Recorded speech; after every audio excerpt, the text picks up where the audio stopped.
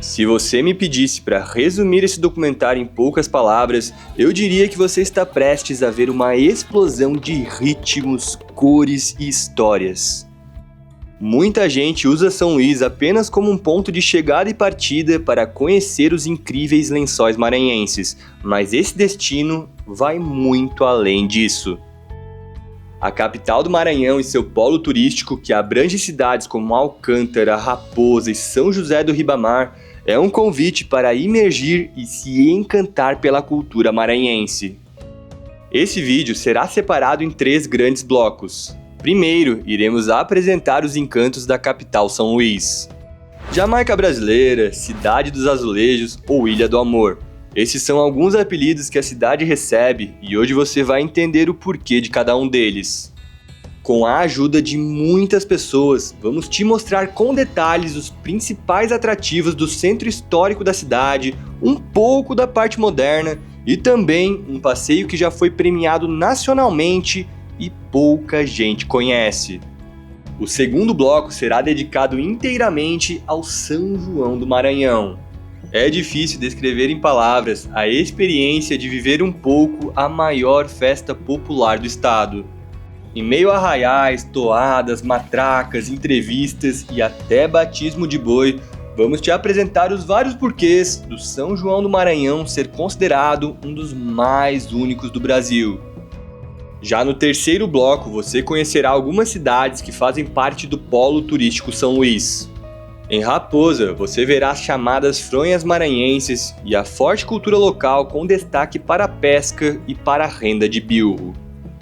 Em São José de Ribamar, apresentaremos um passeio de buggy pelas belas praias da ilha de Upaon-Açu e também o motivo pela qual a cidade é referência no turismo religioso do estado. E em Alcântara, andaremos pela cidade ouvindo as histórias sobre suas ruínas e seus belos casarões tombados, além de conhecer a comunidade quilombola de Itamatatiua e de fazer um passeio náutico pelas belezas naturais de lá. Esse é um documentário para você ver sem pressa, ouvir as conversas como se estivesse junto com a gente, querer tocar matraca e entrar na roda de dança dos festejos, se emocionar com o amor das pessoas pelas tradições e absorver com calma todas as informações e histórias passadas. A gente não esperava, mas durante a gravação desse documentário nos apaixonamos por São Luís e região. Curtimos esse destino muito além das nossas expectativas e te convidamos agora a acompanhar aí do outro lado da tela um pouco de tudo que a gente sentiu e viveu. Então sejam bem-vindos a São Luís e região.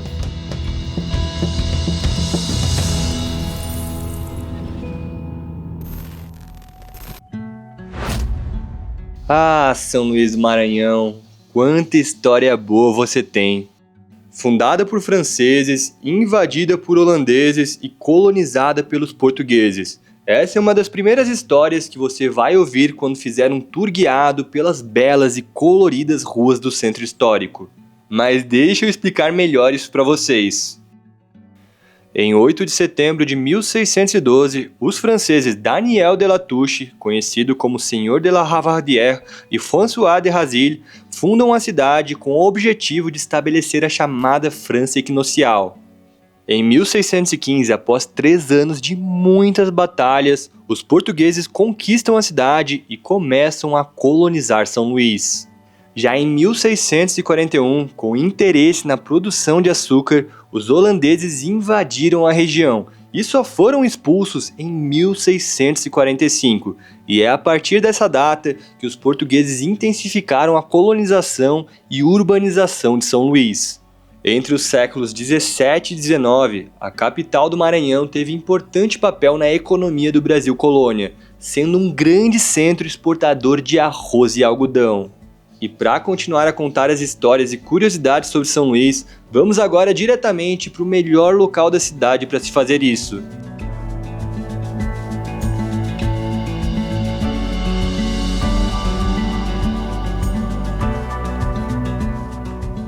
Tombado pelo IPHAN em 1974, o Centro Histórico de São Luís tem um conjunto delimitado pelo perímetro de tombamento federal com cerca de 1000 edificações, que em sua maioria datam do século XVIII e XIX.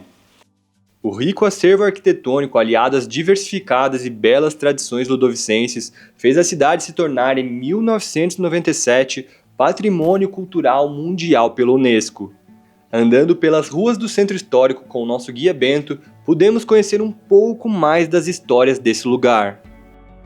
Bento, a gente está andando aqui pelo Centro Histórico, pela Rua Portugal, né? E a gente vê que tem muitas casinhas com azulejos. Por que disso? Perfeito. De fato, essa rua recebe o nome de Rua Portugal pela relação econômica, social e azulejar, sobretudo entre Portugal e Maranhão no período colonial. Esses azulejos, eles vinham nos navios, sobretudo de Portugal e da Europa, de um modo geral, como forma de lastro. Eles vinham para balancear o peso do navio. Chegando aqui, era bem utilizado pelos arquitetos e engenheiros portugueses. Por quê? Porque o Maranhão é uma região muito quente, muito tropical, muito calor, praticamente o ano todo. Então cairia perfeitamente na fachada, tem uns azulejos para permeabilizar o prédio, o casarão, e dar um frescor muito melhor para a parte interna. A casa se torna mais fresquinha.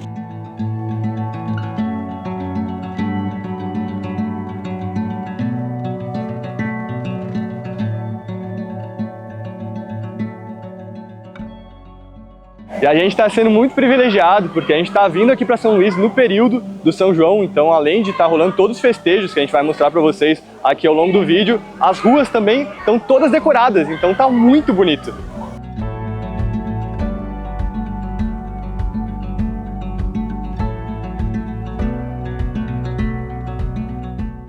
Esse é o mercado da Tulha, chamado outrora desse nome, porque as primeiras mercadorias que chegavam aqui eram de forma entulhada, era colocado em tabuleiro.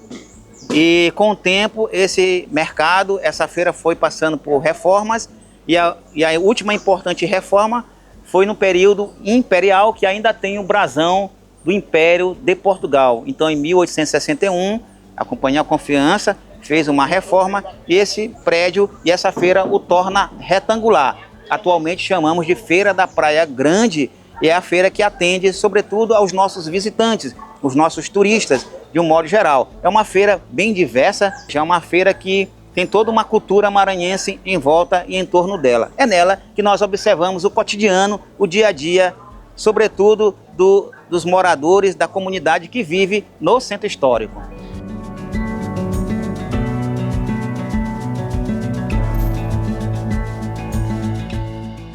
A gente está aqui na lateral da rua Marcelino Almeida e aqui tem duas estátuas super interessantes que falam de personagens característicos aqui desse centro histórico, né? Que é a Dona Corina e o seu Bem-te-vi, né, Bento? Perfeitamente. Dona Corina é a nossa representante maior dos pregoeiros. Quem são esses pregoeiros? Os pregoeiros, os pregões, são personagens que vivem no centro histórico vendendo seu produto de forma ambulante, caminhando pelas ruas, pelos becos, pelas praças. E esses são personagens que incorporou a cultura maranhense. Dona Corina, ela vendia esse seu pirulito, muito carismática. Ela foi reconhecidamente como a principal pregoeira do nosso centro histórico. Pelo fato de ela já estar com quase 100 anos de idade, ela não consegue mais vir ao centro histórico vender o seu produto. Porém, ela foi bem homenageada pelo governo com esse espetacular monumento dela aqui representando os pregões, assim como o seu Bem-te-vi, que é um sorveteiro que ainda permanece aqui no centro histórico, que também vende o sorvete de forma cantada,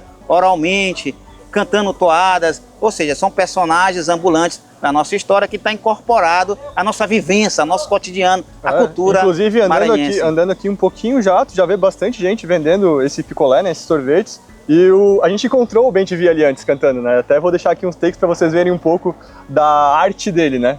Você pega, vai levar, bagulho já foi papado, bagulho já te chegou, bagulho já deu um toque, bagulho já te passou, venha tomar meu sorvete e você não chegou. Diretamente São Luís Maranhão, para os Estados Unidos, esse é o bagulho da marca. Antes de visitar alguns outros pontos de interesse, caminhamos sem rumo apenas para ver um pouco da vida acontecendo na cidade. Aliás, se você quiser ver muito da cultura ludovicense ali pelo centro, recomendamos que dê um pulo no domingo nas praças Benedito Leite e João Lisboa, onde rola a famosa Feirinha São Luís. Depois dessa breve caminhada pelas charmosas ruas da Ilha do Amor, começamos a explorar alguns incríveis museus da cidade. Esse prédio é chamado atualmente Casa do Maranhão, antiga tesouraria pública do Estado, no período colonial e imperial, onde era taxado os impostos das mercadorias e embarcações que outrora chegavam no nosso porto. Atualmente é a Casa do Maranhão, ou Museu do Folclore, também conhecido como Museu do Bumba Meu Boi. E nessa casa, nesse museu, vem retratar uma boa parte da história, da cultura e do Bumba Meu Boi, como surgiu nos primórdios. É aqui que está exposto uma grande quantidade de indumentárias, o próprio personagem principal, que é o Bumba Meu Boi, e tantos elementos que faz parte desse folclore e faz parte desse enredo, que é a apresentação do Bumba Meu Boi no nosso Maranhão. Aqui na Casa do Maranhão a gente tem a oportunidade de ver os bois bem de pertinho e é impressionante a quantidade de detalhes que eles têm aqui no couro deles, como eles chamam, né? E tudo isso aqui é bordado manualmente, né? Tudo é feito de forma super artesanal. E outra coisa que tem aqui bem legal no espaço onde a gente está agora, que tem algumas representações dos mestres dos bois. Então tem pessoas aqui desde lá de 1930 até os dias mais atuais.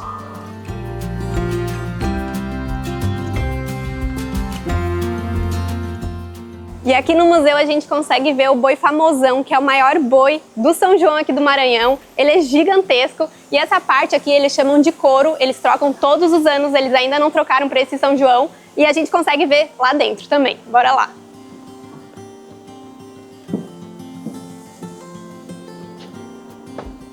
Meu Deus, é muito grande! É gigantesco, gente, sério.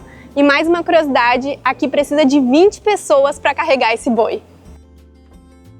Esse museu nos deu um gostinho do que iremos ver no segundo bloco desse documentário. Mas antes de dedicar esse vídeo ao São João do Maranhão, ainda temos muita coisa para mostrar para vocês.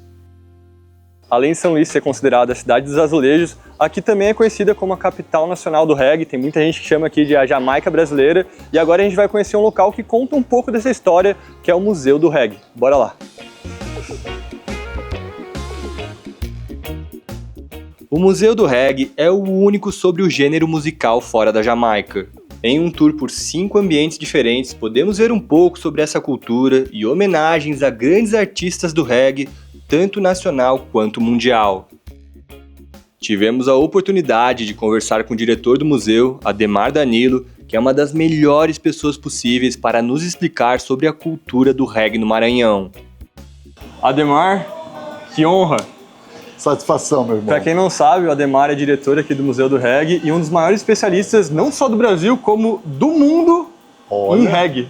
Né? Estamos aqui para contar um pouco da história de como o reggae chegou aqui no Brasil e daí tu conta um pouquinho mais das particularidades que o reggae é aqui no Maranhão, que eu sei que tem algumas diferenças como que ele é lá na Jamaica, né? Olha, a primeira coisa que eu acho que a gente precisa entender é que o reggae ele não é uma música qualquer, ele não é um ritmo qualquer. O reggae ele tem uma utilidade muito grande como veículo de mensagens. Mensagens de paz, de amor, de harmonia, de luta contra a desigualdade, antirracista. Então o reggae ele carrega com ele mensagens de libertação. Isso é importante as pessoas saberem. Mesmo assim, nós maranhenses não tínhamos ideia disso quando começamos a amar o reggae. Então nós fomos abençoados de uma maneira fenomenal, né, no sentido mesmo de fenômeno.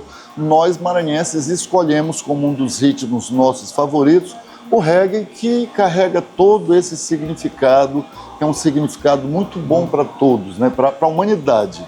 Esse ritmo carregado de significados veio bater em São Luís do Maranhão. E nós não sabemos quem trouxe, como trouxe, de onde trouxe, por que trouxe, nós não sabemos o motivo real do maranhense ter escolhido Foi esse realmente um fenômeno que aconteceu. É um fenômeno, porque não havia, como não há, discos disponíveis nas lojas, a não ser os clássicos, como Bob Marley, Jimmy Cliff, Peter Tosh. Esses as pessoas ainda encontravam nas lojas de disco.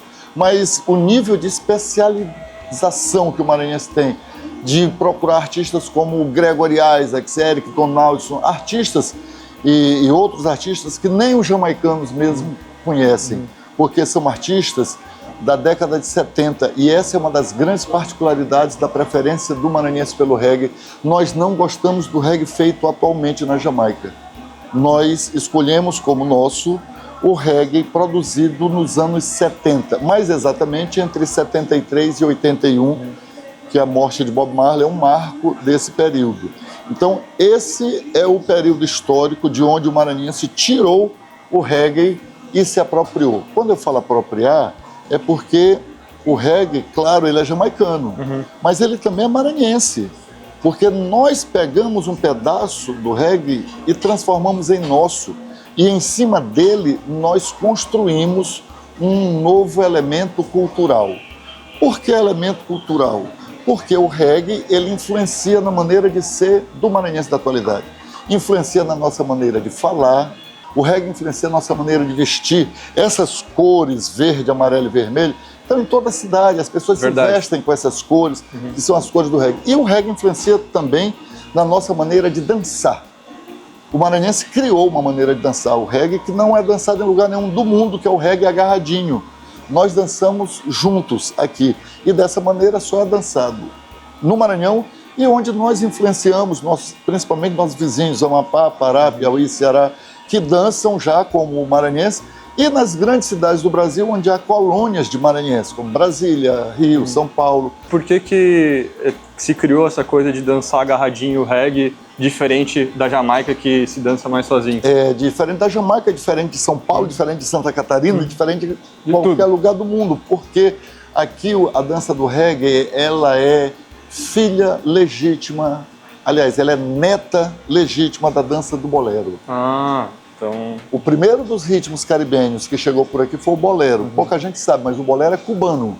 O bolero nasceu em Cuba, é música do Caribe. Então, o Maranhão e o Pará também, nós sempre fomos muito receptivos aos ritmos caribenhos. Então, o primeiro que chegou por aqui foi o bolero. E o bolero, a dança é clássica, né? O casal dança de maneira bonita, né? Elegante, tudo mais. Isso aí influenciou o jeito do maranhense dançar salsa, por exemplo. Porque depois do bolero veio salsa, merengue, cúmbia, rumba. Todos esses ritmos foram populares aqui no Maranhão. E aí, quando o reggae chega, então ele já chega encontrando a tradição da dança agarradinho, que a gente chama aqui agarradinho, o dançar colado. E a gente não falou também quais são as teorias para o reggae ter vindo aqui especificamente para São Luís. Eu sei que não tem uma razão comprovada, mas tem algumas teorias, né, que se falam. Claro, todo mundo precisa de explicações, né? Então, a falta de explicação angustia o ser humano. Sim, com então, certeza. é claro que a gente também produziu as nossas explicações. Então, existem algumas tentativas de explicar. Por exemplo, o marinheiro que contrabandeava café. Os marinheiros contrabandeavam café do Brasil para o Caribe, quando voltavam com o barco vazio, paravam aqui e deixavam os discos com as suas namoradas nas boates do porto e tudo mais, né? E que a partir daí o reggae foi se tornando conhecido. Existe uma outra tentativa de explicação, que é das emissoras de rádio da Jamaica, que eram captadas aqui no litoral do Maranhão e do Pará, e aí que a gente começou a aprender reggae a partir dessas emissoras, e pronto. Nada disso é fato. São mitos, Nunca houve esse movimento de contrabando de café que tivesse o Maranhão como intermediário para o Caribe, porque no Brasil produz café, São Paulo e Paraná principalmente, para chegar no Caribe é uma distância muito grande, e o Caribe tem a Colômbia produzindo tanto ou até mais café que o Brasil bem na frente, no próprio Caribe. Então não faz sentido. E as rádios da Jamaica não tiveram, não têm e nunca terão potência suficiente para serem alcançadas aqui. Mas a cultura, ela não é uma ciência exata. Aliás, os mitos, as lendas, coisas que não são verdade, mitos e lendas, são parte da formação da cultura. Então a gente não pode olhar a cultura com o olhar da ciência exata, com o olhar da matemática. Não, a cultura não precisa disso, ela não precisa que tu ateste que aquilo é verdade, tu não precisa fotografar o Saci Pererê para dizer que o Saci Pererê está na área, né? Não precisa disso. Então, é uma diferença grande. Esses mitos, eles enriquecem a história do reggae aqui. Mesmo a gente sabendo que é mito, aqui no museu nós apresentamos as duas versões e dizemos que não é nada comprovado.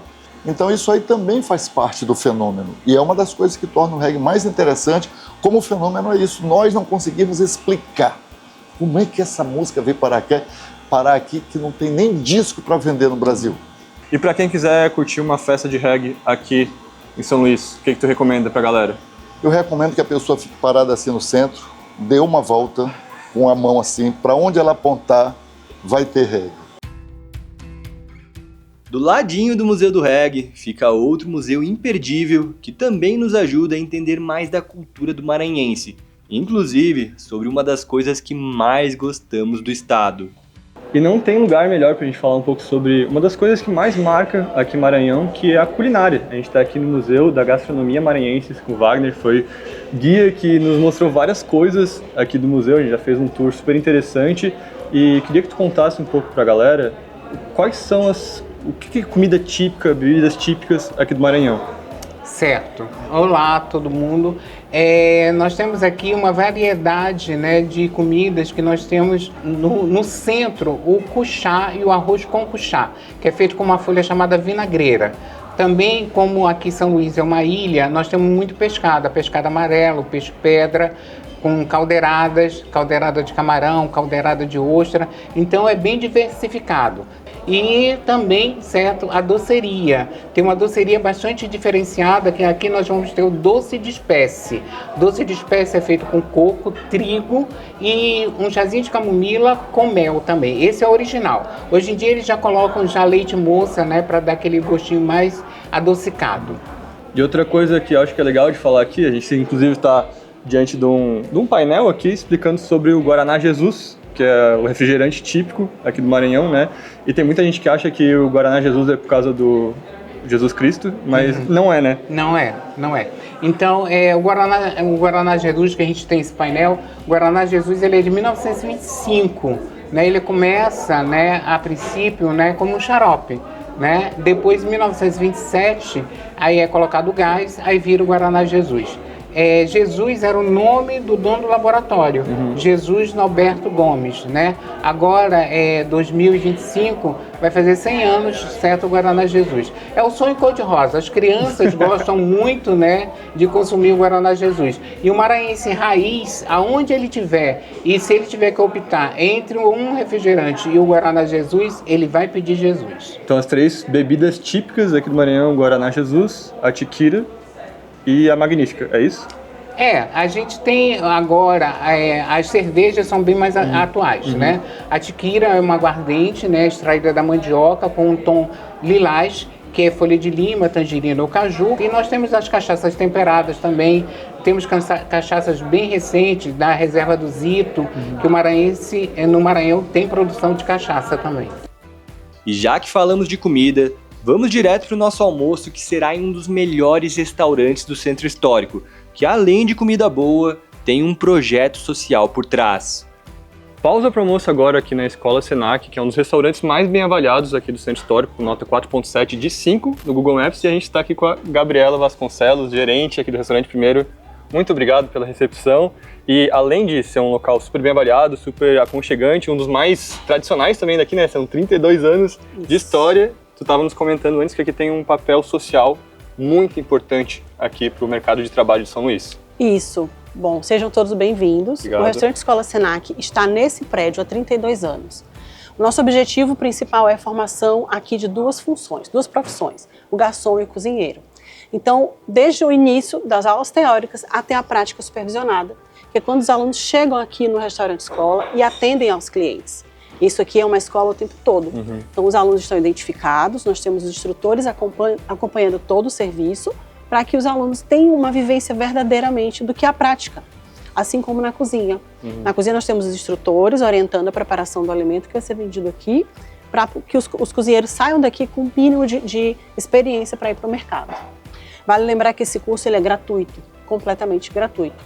Né? Então o aluno tem aqui desde o café da manhã até o almoço, porque ele passa, depois no final do curso, da época final, ele passa cerca de 8 horas com a gente. Tem todo o material de trabalho, o uniforme completo, tudo subsidiado pelo próprio Senac.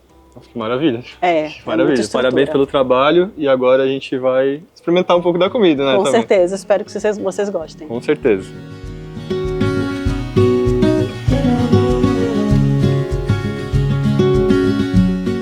Depois desse almoço maravilhoso, agora a gente está aqui na parte alta, também conhecido como região administrativa aqui de São Luís. Aqui tem vários prédios que depois a gente vai mostrar para vocês. E a gente está diante aqui da Igreja da Sé, né? Aqui é a Igreja da Sé, a Catedral Metropolitana de São Luís, e aqui houve uma batalha, um desfecho final, que foi o conflito entre os portugueses e os franceses pela Batalha de Guaxinduba. Em plena peleja, em plena batalha, foi justamente aqui de frente à igreja, que naquele momento, no século XVII, em 1615, no confronto final, houve uma aparição de uma santa, de uma Nossa Senhora, e deu uma ajuda considerável aos portugueses para vencer a famosa Batalha de Guaxinduba. Segundo a lenda, conta que a Nossa Senhora da Vitória de repente apareceu, transformou a areia em pólvora e as pedras em balas de canhão e deu para o exército português do capitão Mo Jerônimo de Albuquerque Maranhão vencesse a tropa do Daniel de Latouche, o senhor de Larabardiere. Então essa vitória também foi uma vitória com a ajuda da Nossa Senhora da Vitória, que é a padroeira da cidade de São Luís, aqui da nossa igreja da Sé, Catedral Metropolitana de São Luís. Minha terra tem palmeiras, onde canta o sabiá, as aves que aqui gorjeiam, não gorjeiam como lá. Poema de Gonçalves Dias. Esse é o nosso poeta maior. Gonçalves Dias, maranhense de Caxias, é o poeta que escreveu a Canção do Exílio, a nossa canção principal, e que é precursor do romantismo aqui no Brasil. Estamos aqui de frente à Praça do Poeta, que vem justamente homenagear essa grande quantidade de intelectuais do século XIX que passou pelo Maranhão. Inclusive, um outro contemporâneo de Gonçalves Dias, chamado Aloysio Azevedo, poeta e escritor que escreveu 2 clássicos da língua brasileira, que é o Cortiço e o Mulato. Então, essa praça vem homenagear essa grande quantidade de poetas que naquele momento, no século XIX, se autodenominava atenienses. Aqui é a Atenas brasileira, Atenas dos poetas, dos escritores. E tem um dito popular de um poeta anônimo que diz: quem pernoita em São Luís nasce poeta ou poetisa. Essa praça também homenageia escritoras femininas, inclusive uma mais recente. Ela é do século XIX, mas ela está sendo muito mais reconhecida recentemente, que é a Maria Firmina, uma poeta e escritora que escreveu um clássico, Úrsula, que fala sobre a escravidão, ou seja, uma poeta mulher abolicionista e do século XIX. Vocês imaginam, né? Nossa maranhense, e que escreveu esse clássico que agora nós maranhenses estamos reverenciando bastante. Também praça que vem homenagear Graça Aranha, Humberto de Campos, Arthur Azevedo, Aloysio de Azevedo, tantos e tantos poetas que deixaram um legado de escrita, um legado para as letras do Maranhão. É tanto, e eu friso novamente, aqui é Atenas brasileira, é o berço de grandes intelectuais do século XIX.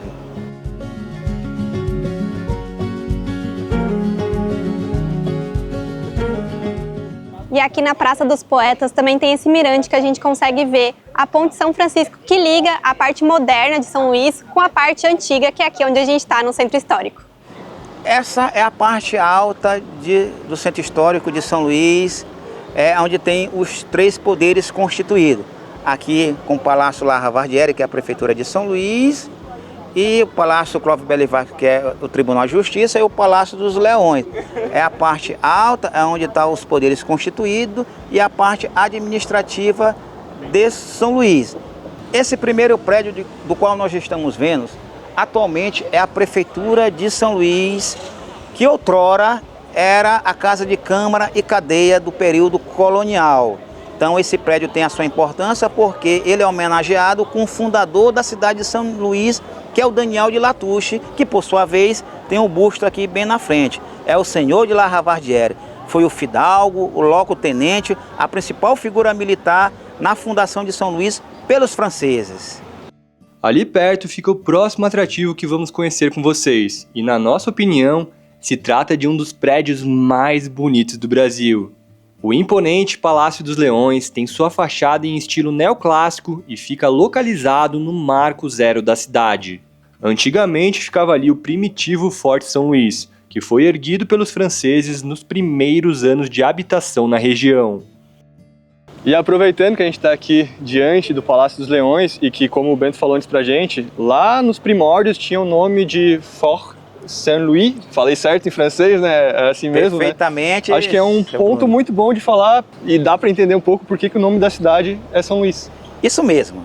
Eu vou fazer inclusive um paralelo com relação a esse forte primitivo, que era chamado São Luís, que é em homenagem ao rei menino, ao rei francês Luís XIII, com o nome da cidade que permaneceu São Luís. Ora, na época da fundação dos franceses, o rei menino, que era o regente, o nome dele era Luís. Então, em homenagem ao nome dele, se colocaram o nome da cidade de São Luís, em homenagem a esse Luís XIII, que era o rei regente. É tanto que o forte primitivamente se chamava de São Luís e que depois foi mudado para São Felipe e atualmente Palácio dos Leões, com as sucessivas reformas através dos séculos.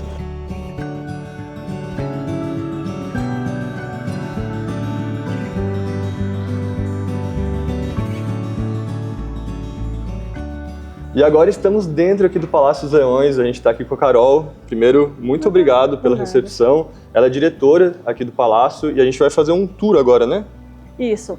O Palácio dos Leões ele tem 3 áreas, né? Residência oficial do governador, sede do Executivo Estadual e hoje a gente vai estar apresentando para vocês um pouquinho do nosso museu. E até falando para vocês, galera, que a gente está conseguindo uma liberação especial aqui do pessoal do Palácio para fazer as imagens e mostrar para vocês, porque não é permitido filmagem durante o tour convencional, né? Isso, a gente pede para que as pessoas não filmem exatamente para que vocês fiquem com esse gostinho de quero mais e possam vir nos visitar. Então nós estamos aqui no nosso primeiro salão. Esse salão é intitulado de Salão Dourado, a gente já consegue perceber o porquê que a gente chama ele de Salão Dourado. É por conta da nossa mobília, que ela é uma mobília que tem uma técnica de douramento sobre madeira. A gente coloca a aplicação de folhas de ouro em cima da madeira. Esse aqui é o nosso salão mais francês de todos. As pessoas gostam de assemelhar muito a um pequeno pedaço do Palácio de Versalhes. Aí quando as pessoas falam isso, eu fico toda contente e feliz, porque é uma comparação bem interessante. Aqui nós entramos no nosso salão, que a gente denomina de salão nobre. Embora todos os salões sejam salões nobres, por ele ser o maior, a gente denomina dessa forma. Nesse salão aqui, o governador ainda recebe algumas autoridades, alguns eventos. Então, o que a gente faz enquanto equipe de dentro do museu, do bastidor? A gente faz a retirada de tudo, coloca réplicas e aí tem-se os eventos, para não perder também o encanto do local.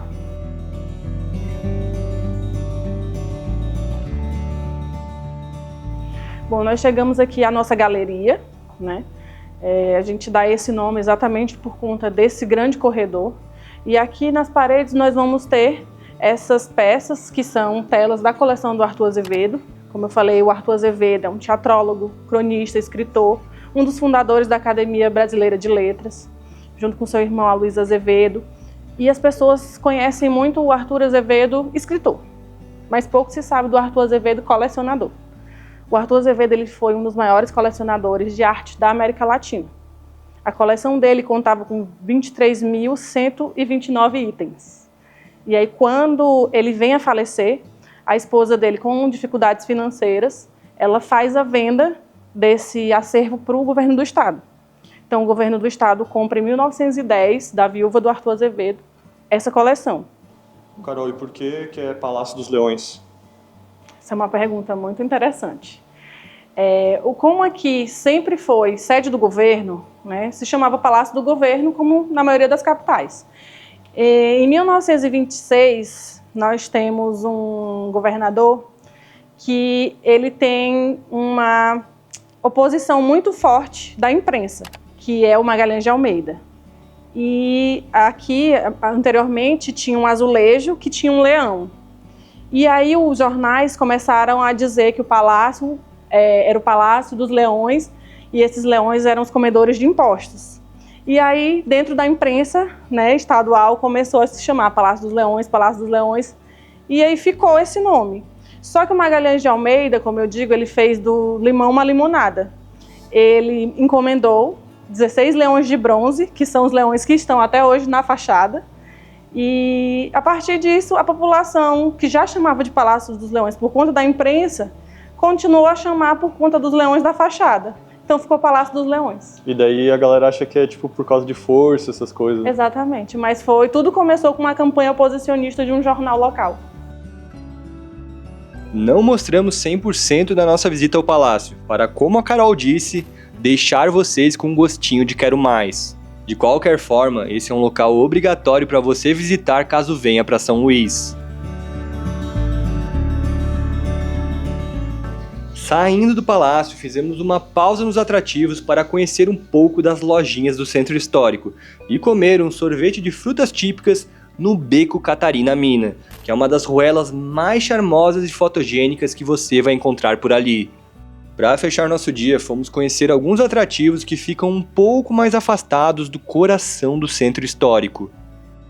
Agora a gente está aqui no Seprama, que é um galpão gigantesco com vários expositores de artesanato, então para quem quiser comprar alguma lembrancinha aqui de São Luís, aqui do Maranhão, aqui talvez seja o lugar certo.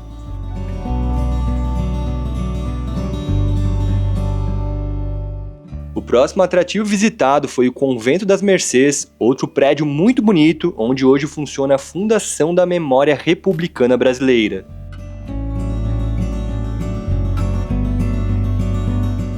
Outra coisa legal é que bem do ladinho do convento tem uma cafeteria que tem um mural bem bonito com vários ícones que representam um pouco da história e cultura aqui de São Luís. Do ladinho do convento fica o Cafua das Mercês, também conhecido como Museu do Negro. Esse museu é dedicado a preservar e difundir a memória da cultura negra no estado e tem uma valiosa coleção de arte proveniente de diferentes países africanos. Ali perto há outro monumento que homenageia os africanos e nos ajuda a refletir sobre o escravismo que aconteceu no Brasil séculos atrás. E como em todas as cidades do mundo, nem sempre só de histórias bonitas que foi construída a identidade de uma cidade, né? A gente está aqui na frente do monumento à diáspora africana no Maranhão e é super interessante porque ele mostra a origem de onde vieram os navios dos escravizados, né? E também coloca um número tanto de pessoas que embarcaram para vir aqui para o Brasil, quanto que desembarcaram. E sempre tem uma discrepância, né? Morriam muitas pessoas nesse meio do caminho, chegavam aqui também, morriam mais ainda. E a gente tem que falar dessa história e também como que ela influenciou no que é hoje o Maranhão. Perfeitamente. O Maranhão, assim como o estado da Bahia, Rio de Janeiro e também Recife, foram localidades que receberam uma grande quantidade de escravos que vinham para a mão de obra dos períodos colonial e imperial do Brasil. E nós temos então essa praça chamada das Mercês e esse monumento justamente valorizando essa mão de obra africana que muitas das vezes, como o Bruno falou, muitos desses escravos não acabavam nem chegando aqui porque morriam nos navios chamados negreiros. Mas esses escravos deixaram também o seu legado na nossa cidade, o legado sobretudo na questão cultural, porque é daí que advém também muitas das nossas manifestações de cunho africano, né, de matriz africana, como o tambor de crioula, que é um dos mais destacados nesse momento agora no Maranhão, que é o momento do São João. E assim finalizamos esse primeiro dia cheio em São Luís. Aproveitando o final desse dia, queria falar que junto com esse documentário estamos lançando um e-book com dicas dos lençóis maranhenses e de outros locais do Maranhão, como São Luís, Chapada das Mesas, Tutóia, dentre outros destinos. Para quem tiver interesse, o link está na descrição do vídeo e o valor do e-book é de apenas R$ 29,90.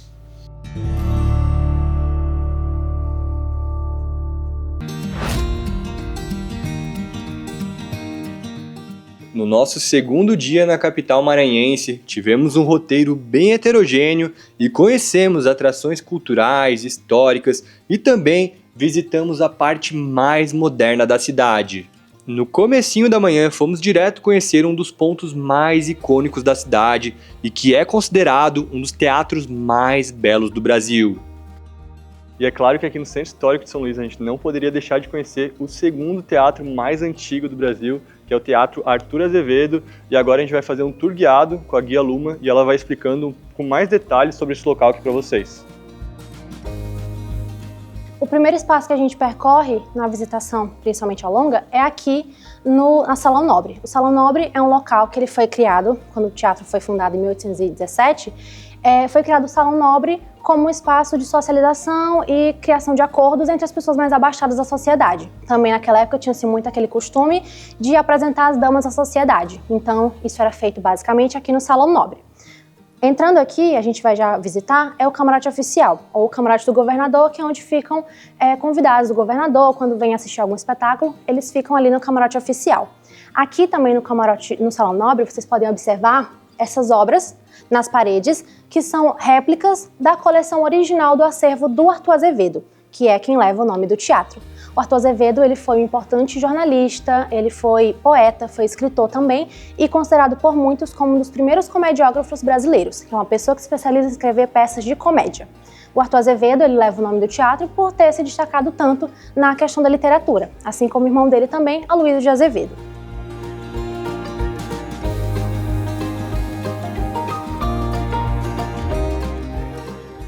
A Polônia Pinto, ela foi uma grande atriz brasileira e ela tem uma história muito curiosa aqui com o teatro, porque ela nasceu aqui no teatro. Ela é uma atriz, curiosamente, que nasceu aqui no teatro. Ela é filha de artistas portugueses, eles viviam sempre em temporada, e em 1854 a mãe dela estava apresentando aqui no teatro quando ela sentiu as dores. Estava nos últimos meses de gestação, sentiu as dores e levaram ela para o local mais perto possível do palco naquela época, que não tinha um anexo, era o Camarim 1, que é onde ficava ali na lateral da coxia.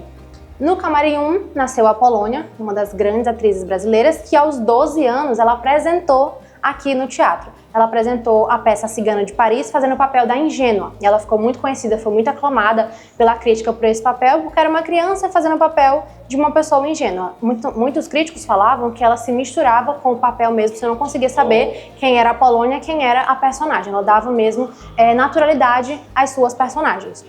A Polônia também, uma história que a gente conta para as pessoas conseguirem entender o tamanho da influência dela no teatro brasileiro, que ela não é um nome tão conhecido. Em uma das suas últimas peças tinha uma criança de 8 anos na plateia assistindo, se sentiu muito inspirada por aquela mulher incrível apresentando, que era encantadora, que realmente chamava atenção em cena, e ela falou que queria também ser atriz. Ela se viu inspirada pela Polônia. Essa criança de 8 anos, em 1937, é a Fernanda Montenegro. Então, é um dos nossos maiores nomes e referências de atuação hoje em dia brasileira. E a gente não tem tanta curiosidade de saber quem influenciou a Fernanda. E aí a gente, puxando na história, descobre que é uma atriz maranhense. Que é uma dádiva para o nosso estado isso. Esse palco, ele é um palco italiano, que é a sala de espetáculos em ferradura, em formato de ferradura, e o palco aqui nesse formato semicircular. Essa parte da frente é o proscênio, que antigamente nós tínhamos um elevador que fazia com que essa parte da frente ela fosse possível descer. Aqui embaixo ficava a orquestra, vocês observam aqui, ó, que de fato era uma parte móvel. A orquestra ficava aqui embaixo e a apresentação acontecendo aqui em cima. Só que nós temos uma das maiores variações de maré do Brasil. Com isso, o elevador aqui embaixo, quando tem cheia, quando tem chuvas muito fortes, essa parte aqui de baixo, ela alaga e ela alagava o elevador. Com isso, ele foi se desgastando, foi sendo corroído, ferrugem, parou de funcionar. Eles mandavam consertar de novo, só que era muito caro a manutenção, porque se viesse uma chuva após, danificava novamente. Então, eles decidiram desativar e essa parte ela não é mais possível de ser descida. Do teatro, partimos para um passeio cultural bem diferente, onde pudemos conhecer um outro lado de São Luís. E agora estamos aqui no bairro Liberdade para conhecer um roteiro que já foi premiado, inclusive, que é o roteiro urbano quilombola. A gente está aqui com o Paulo, que vai ser nosso guia. Prazer. Muito prazer. O que a gente vai fazer hoje, Paulo? Então, galera, primeiramente, bem-vindos ao meu quilombo. Estou muito feliz de vocês estar conhecendo a minha casa. Sintam-se em casa mesmo. E hoje a gente vai conhecer alguns pontos culturais que a gente tem no nosso roteiro quilombola, que é a Casa de Reggae, que se chama Novo Quilombo, que é uma das representações mais culturais e expressivas que nós temos na nossa comunidade. Nós vamos conhecer um pouquinho da história da música, como que a música conseguiu mudar o olhar da população para o nosso bairro. E depois a gente vai para a Casa de Cultura, do boi do seu Apolônio, boi da floresta, que acho que também é uma das características mais marcantes que temos dentro do nosso bairro. Espero que vocês gostem mesmo de estar visitando o nosso lar. Sintam-se em casa, né? Quilombo da Liberdade. O roteiro Quilombo Cultural de São Luís já foi premiado 2 vezes a nível nacional e é um convite para imergir e conhecer o maior quilombo urbano da América Latina. Fizemos esse passeio com a empresa Mar Encanto e vamos deixar o contato para quem tiver interesse aqui na descrição do vídeo. Nossa primeira parada foi na esquina Bob Marley, onde fomos calorosamente recepcionados pelo carismático Alberto da Liberdade. Depois de uma conversa na esquina, entramos para um dos pontos mais marcantes do bairro, a produtora Novo Quilombo. O Alberto fez questão de nos apresentar todo o local e ficamos encantados com um brilho no olho que ele falava sobre cada espaço dali. Destaque para esse belíssimo mural com representações de pessoas e coisas que marcam a história do bairro da Liberdade. No final da nossa visita ali dentro, o Alberto até ensinou meu pai a dançar um reggae. Agora a gente está aqui com o Alberto da Liberdade e também com o seu neto, o Apolo, ali que está com um boizinho de Bua Meu Boi. E tu estava nos comentando antes, né, que tu é idealizador aqui da Casa do Reggae, né, como é que o Novo Quilombo. Sim. E tu estava comentando como que o reggae, né, a música, mudou a visão que as pessoas tinham aqui da comunidade, né? É assim, as pessoas tinham uma visão do bairro da Liberdade como um bairro perigoso. E através dos nossos estudos, nós descobrimos que através da música você consegue educar as pessoas. E justamente essa música, apesar de aqui ter vários estilos de música, mas nós focamos na música reggae. Estudamos a filosofia de Bob Marley e vimos que ele fala só de paz e amor. E descobrimos que através da música você consegue educar as pessoas. Por isso nós fizemos a esquina Bob Marley e construímos o Novo Quilombo, a nossa casa, para cultivar muito mais essa música e mostrar para as pessoas que o bairro da Liberdade é um bairro cheio de paz. E as pessoas vêm para cá, elas acabam ficando, né, que você estava comentando. Sim, sim. Aí, geralmente quando as pessoas falavam, olha, eu vou no bairro da Liberdade, as pessoas falavam, não vai lá que o bairro é perigoso. E quando as pessoas chegam aqui, eles me falam isso, olha, eu estava com medo de vir aqui, porque eles falaram que o bairro é perigoso. E eu falo, olha, realmente, esse bairro aqui é muito perigoso. Mas o perigo maior é você vir, gostar, querer voltar, não querer mais ir embora. O perigo daqui é que tem muita paz. No caminho até o próximo ponto do roteiro, o nosso guia Paulo nos contou mais algumas peculiaridades do bairro. Gente, ó, o nome dessa rua aqui, popularmente a gente chama de Beco da Garrafa, né? Porque ela se parece com uma garrafa, né? A questão da geografia dela. E antigamente, antes do bairro ser feito, aqui era um lixão e tinha muito vidro. As pessoas jogavam muito vidros aqui nessa parte aqui. Então por isso que começou a ter essa questão de ser Beco da Garrafa também. Então o bairro começou necessariamente lá de cima e ele veio subindo. Aqui era um lixão e ao decorrer da urbanização foi começando a ser aterrado, começando a ser limpo e começou a surgir as casas. O último ponto que conhecemos no bairro foi a sede do Boi da Floresta. Lá tivemos um papo muito legal com a Nadir, mas vamos deixar para mostrar como foi essa conversa no segundo bloco do vídeo, quando nos aprofundaremos mais sobre o São João do Maranhão.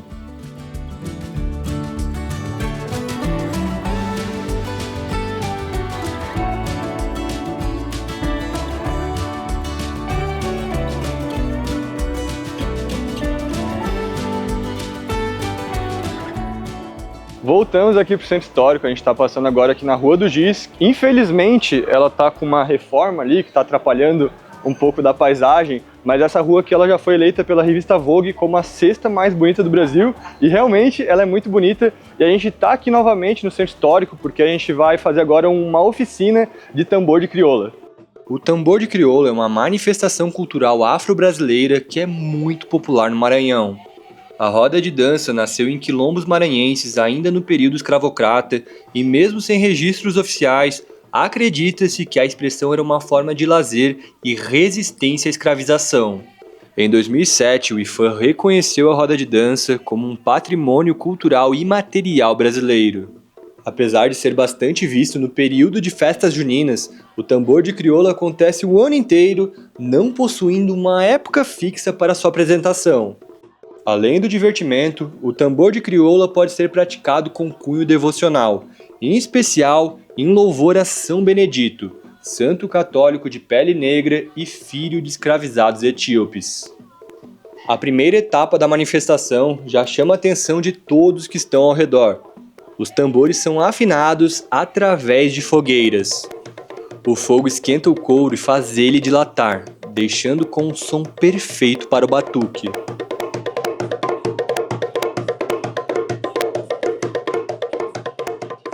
Com os tambores afinados, a oficina vai para a sua segunda etapa, onde vemos de fato como funciona a roda de dança. O que conduz a roda é o ritmo do batuque dos tambores e as toadas evocadas. No círculo, as dançarinas, chamadas de coreiras, são os principais destaques da apresentação. Elas revezam no meio da roda e se apresentam para os tocadores com suas belas saias coloridas e movimentos bem livres. O ápice é a chamada punga ou umbigada, movimento que há ao encontro do ventre de duas coreiras e convida a dançarina que recebe a punga a entrar no centro da roda.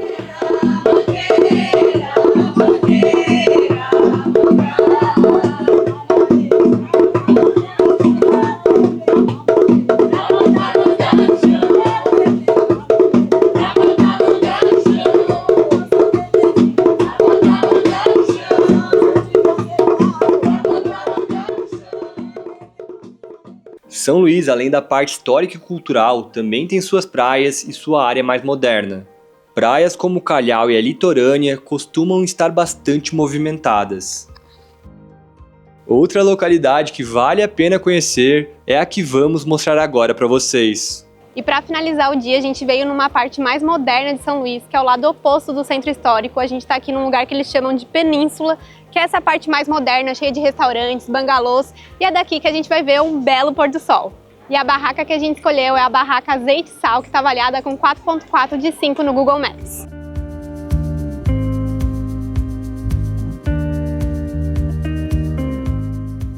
Em meio a uma ótima refeição e alguns drinks, finalizamos o primeiro bloco desse vídeo com chave de ouro, vendo um pôr do sol espetacular.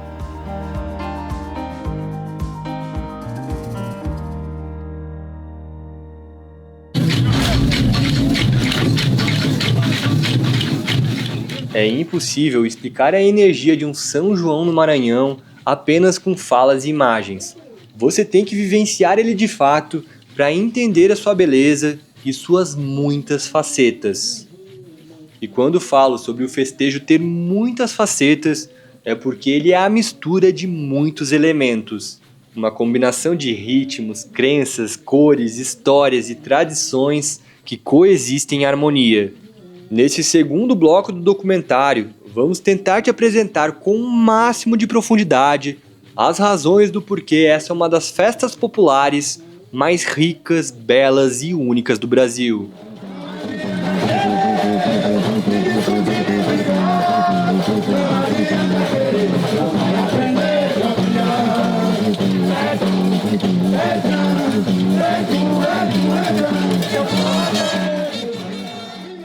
Um dos elementos que mais diferenciam São João do Maranhão de outros locais do Brasil é a forte tradição do Bumba Meu Boi. Sua influência é tão expressiva no estado que em 2019 a Unesco reconheceu ele como Patrimônio Cultural Imaterial da Humanidade. Para entender melhor o enredo da manifestação, precisamos contar resumidamente a história que deu origem a isso. A lenda de Pai Francisco e Mãe Catirina. Catirina e Francisco eram um casal de escravizados que trabalhavam em uma grande fazenda. Catirina estava grávida e teve o desejo de comer a língua do boi mais bonito da fazenda, que também era o queridinho do chefe da propriedade. A crença popular diz que se o desejo da gestante não for realizado, a criança poderia ter algum problema. Pai Francisco então não viu outra saída a não ser roubar o boi, matar ele e cortar a língua dele para agradar a sua amada. O dono da fazenda, chamado de amo, sentindo falta do seu boi, manda seus funcionários procurarem um animal e ameaça de morte pai Francisco e Catirina. O boi então é salvo pelo pajé curandeiro, que com um ato de magia ressuscita ele. O amo então perdoa Francisco e Catirina e, em agradecimento a São João, santo de sua devoção, decide ofertar uma grande festa.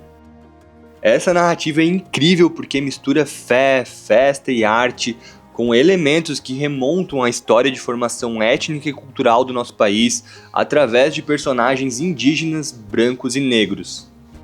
Coexistem nos festejos a devoção aos santos juninos, principalmente São João, São Pedro e São Marçal, as crenças a divindades de cultos de matriz africana e lendas regionais dos povos originários.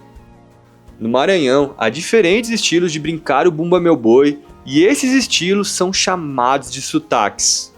Os 5 principais sotaques da cultura do Bumba Meu Boi maranhense são matraca, zabumba, orquestra, baixada e costa de mão. Cada sotaque teve origem em uma região diferente do estado e é possível perceber a diferença nos instrumentos tocados e também nas indumentárias de cada grupo. Agora vamos apresentar cada um dos sotaques para vocês. O sotaque de matraca é proveniente da Ilha do Maranhão.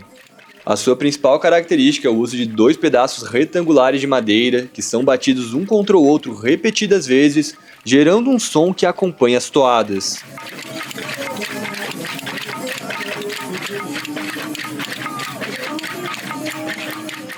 Outro diferencial que chama a atenção é o personagem caboclo de pena. Ele tem um bailado único que é considerado um dos mais difíceis de reproduzir. Os chapelões que eles usam podem chegar até 30 quilos. Imagina dançar a noite inteira com isso na cabeça.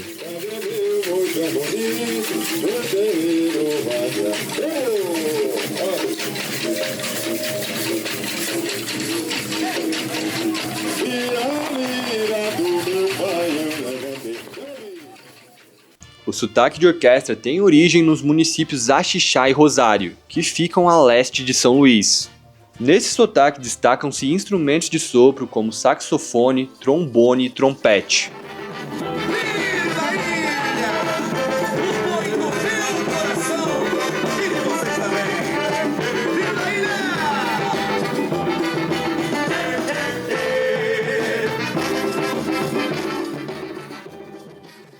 O sotaque zabumba tem origem na cidade de Guimarães. Esse é considerado um dos ritmos mais acelerados e o nome vem por causa do uso do instrumento de percussão zabumba.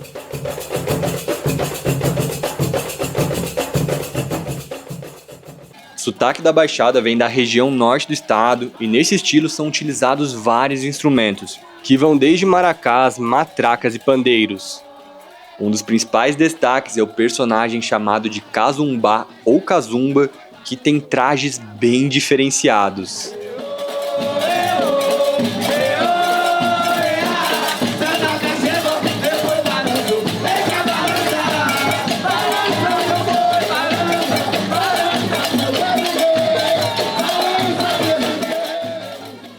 O sotaque Costa de Mão é originário do nordeste do estado. Ele é o mais difícil de ser encontrado e, infelizmente, não conseguimos gravá-lo. A característica principal é justamente tocar os instrumentos com a costa das mãos. Cada grupo do Bumba Meu Boi maranhense tem o seu sotaque e também o seu próprio boi.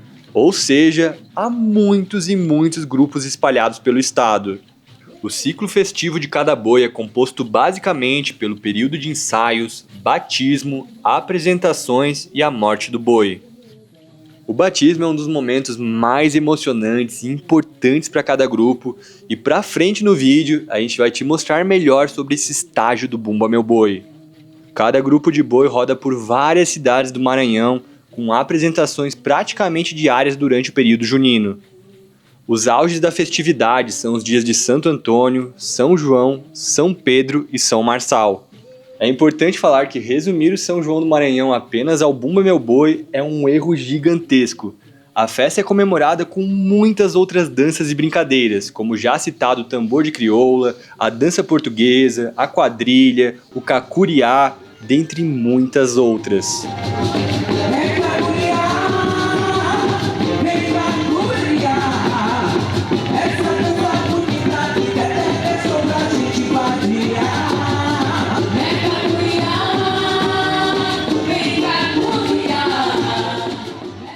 Os locais onde assistimos às apresentações são os arraiais. Há vários espalhados em São Luís durante o mês junino, e o primeiro que visitamos foi o Arraial do Ipem, que é um dos maiores e mais tradicionais da cidade. O Arraial do Ipem impressiona por sua organização, é tudo separado por áreas.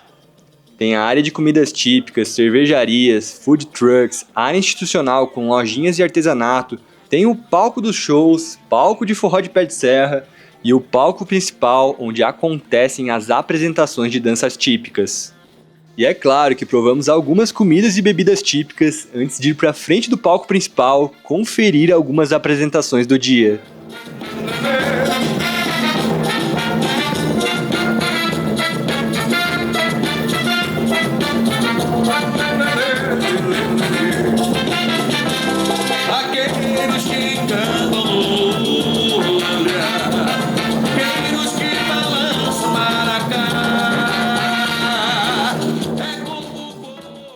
Outro arraial muito conhecido que visitamos é o Arraial da Igreja de Santo Antônio. Diferente do Arraial do Ipem, lá as apresentações são realizadas no meio da plateia e não em cima de um palco. Lá conseguimos sentir a energia de cada dança com muita intensidade e não tem jeito melhor do que mostrar isso para vocês do que deixando passar aqui as imagens que captamos durante cada apresentação.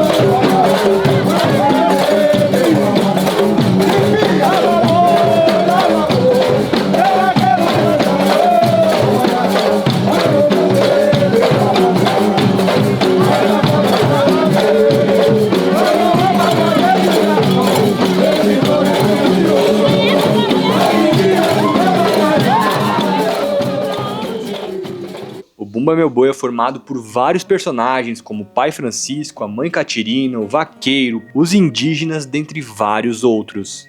E a gente queria ressaltar aqui o miolo, que são as pessoas responsáveis por carregar a armação de madeira que representa o boi. Há uma frase clássica dos brincantes que diz que sem o miolo, o boi não dança. Outro personagem que já citamos aqui anteriormente, que vale o destaque, é o Kazumba ou Kazumbá. Ele é um dos que mais chama atenção por sua aparência e aspecto místico. Em uma conversa com a Lara, uma das integrantes do Boi da Floresta de Mestre Apolônio, entendemos melhor sobre ele e também sobre a conexão que cada pessoa tem com seu personagem. O Kazumba é um personagem que ele é indefinido, né? Ele não tem gênero, ele não tem forma, ele é quase como algo que não é uma matéria mesmo, né? Ele é um personagem, pra mim, muito espiritual, né? Ele é uma encantaria, né, Tia Nadir? Tipo, é uma encantaria mesmo. E a gente diz que é uma encantaria da floresta, né? Não da floresta só do boi, mas da floresta da mata mesmo, né? E aí eu vou pra mais além, eu não vejo ele só da mata. Pra mim ele é uma encantaria também das águas, né? Porque do que eu já observei, assim, principalmente na Baixada, né, das vezes que eu tive esse contato com o pessoal de lá, de Pindaré, principalmente assim de Matinha, muita gente que traz o Kazumba pra cá, pra São Luís, né, dentro da brincadeira, eram pescadores. São pessoas que já trabalhavam com a terra, que trabalhavam com a pesca, que trabalhavam com tudo que é tipo de coleta, né, de caça e tal, e que vem com esses saberes pra cá pra trazer essa encantaria também, né?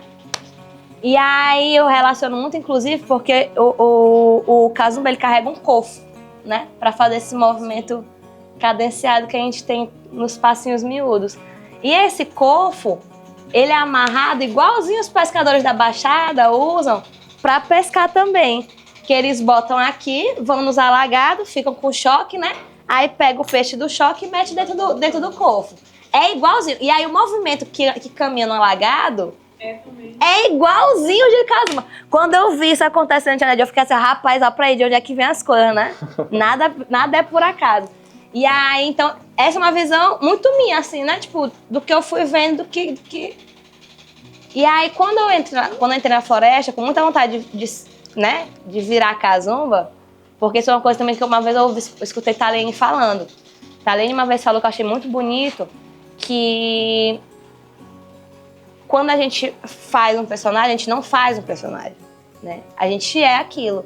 E o Kazumba, ele tem essa energia dentro da brincadeira de muita gaiatice mesmo, né? De estar ali, ele é o personagem que consegue sair do cordão pra brincar um pouquinho ali com quem tá de fora, né? É quem chama também pra dentro. É quem entra primeiro pra limpar o terreiro todinho, né?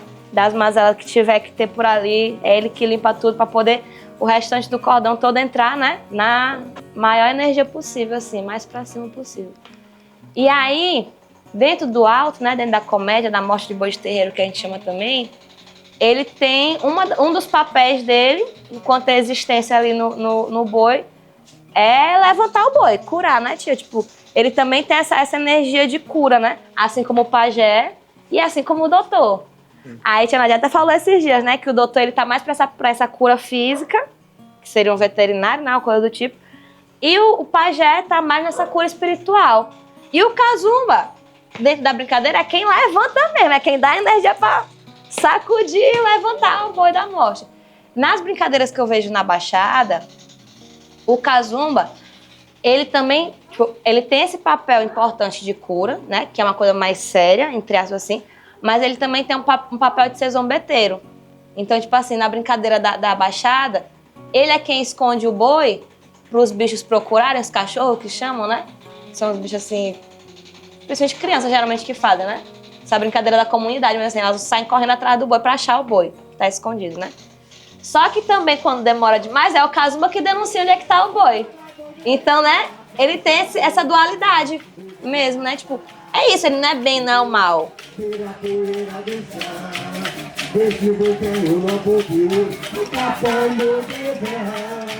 Ainda no Boi da Floresta, conversamos com a Nadir Cruz, que é coordenadora do boi.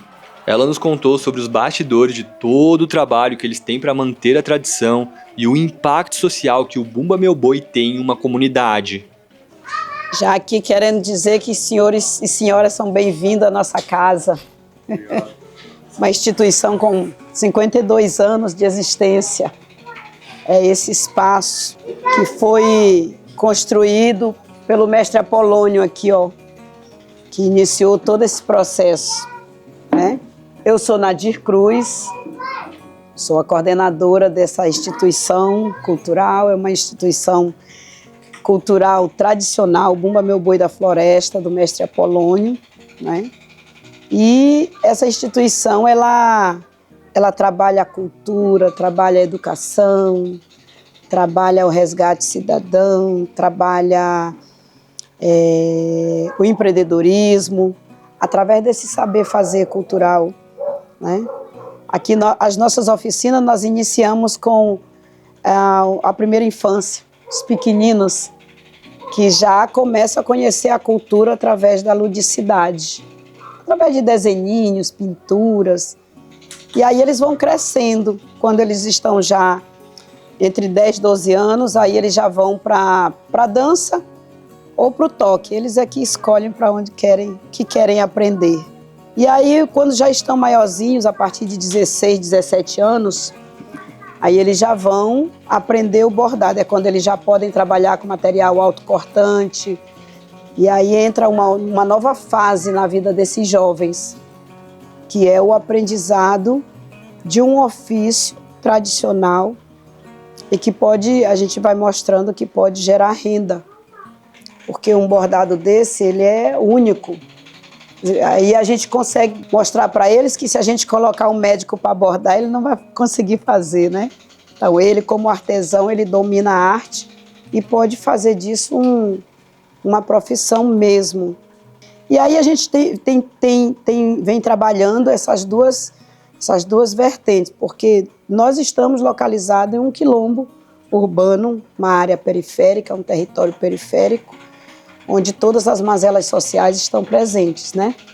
E a gente entende que a cultura, ela pode ser esse elemento, né? Essa trincheira para uma transformação social dentro desse espaço. E assim é o Boi da Floresta, ele trabalha também a religiosidade, que é muito forte dentro da nossa casa. Anteontem foi o batizado, uma festa assim, sem igual, né? Um momento muito especial, porque o Bumba Meu Boi, ele tem esse ciclo vital, que começa lá 40 dias após o carnaval, que a gente chama de sábado de aleluia. Ali começa todo o processo de ensaio. Ensaio vai até 13 de junho, é quando a gente fecha o primeiro ciclo. Aí depois vem o segundo, que é o batizado do couro do boi, o batizado do boi. Comparando ao ser humano, é quando a gente adquire a maioridade. É como se o momento que a gente recebesse a chave da casa para ir na festa pela primeira vez, assim, vai ter a permissão para ir para a rua. E aí depois vem a terceira fase, que é lá em setembro, que é a morte do boi, é a finalização do ciclo. É a única morte que a gente comemora, porque é um festejo, é uma morte simbólica, mas dando a entender que a vida continua. E aí no próximo ano recomeça tudo de novo. Como a gente, né? Esse ciclo, ele é cumprido pelo Boi da Floresta rigorosamente. Foi o que nós aprendemos com o mestre Apolônio, e a gente tenta manter todas essas etapas de forma bem organizada, né? Agora imaginem vocês, nós somos aqui 147 componentes. Quando o boi sai para a rua, tudo esse material entra em movimento, tudo. E aí, assim, é uma engrenagem assim, bem louca, mas tem dado certo. Tem dado certo. Quanto tempo demora para... Muda todo ano, né? Primeiro, sim. Muda todo ano. E quanto tempo demora para deixar do jeito que vocês deixam? Porque são muitos detalhes. Muitos detalhes. Olha essa peça, você pode pegar essa peça bem em cima da mesa, pode puxar ela.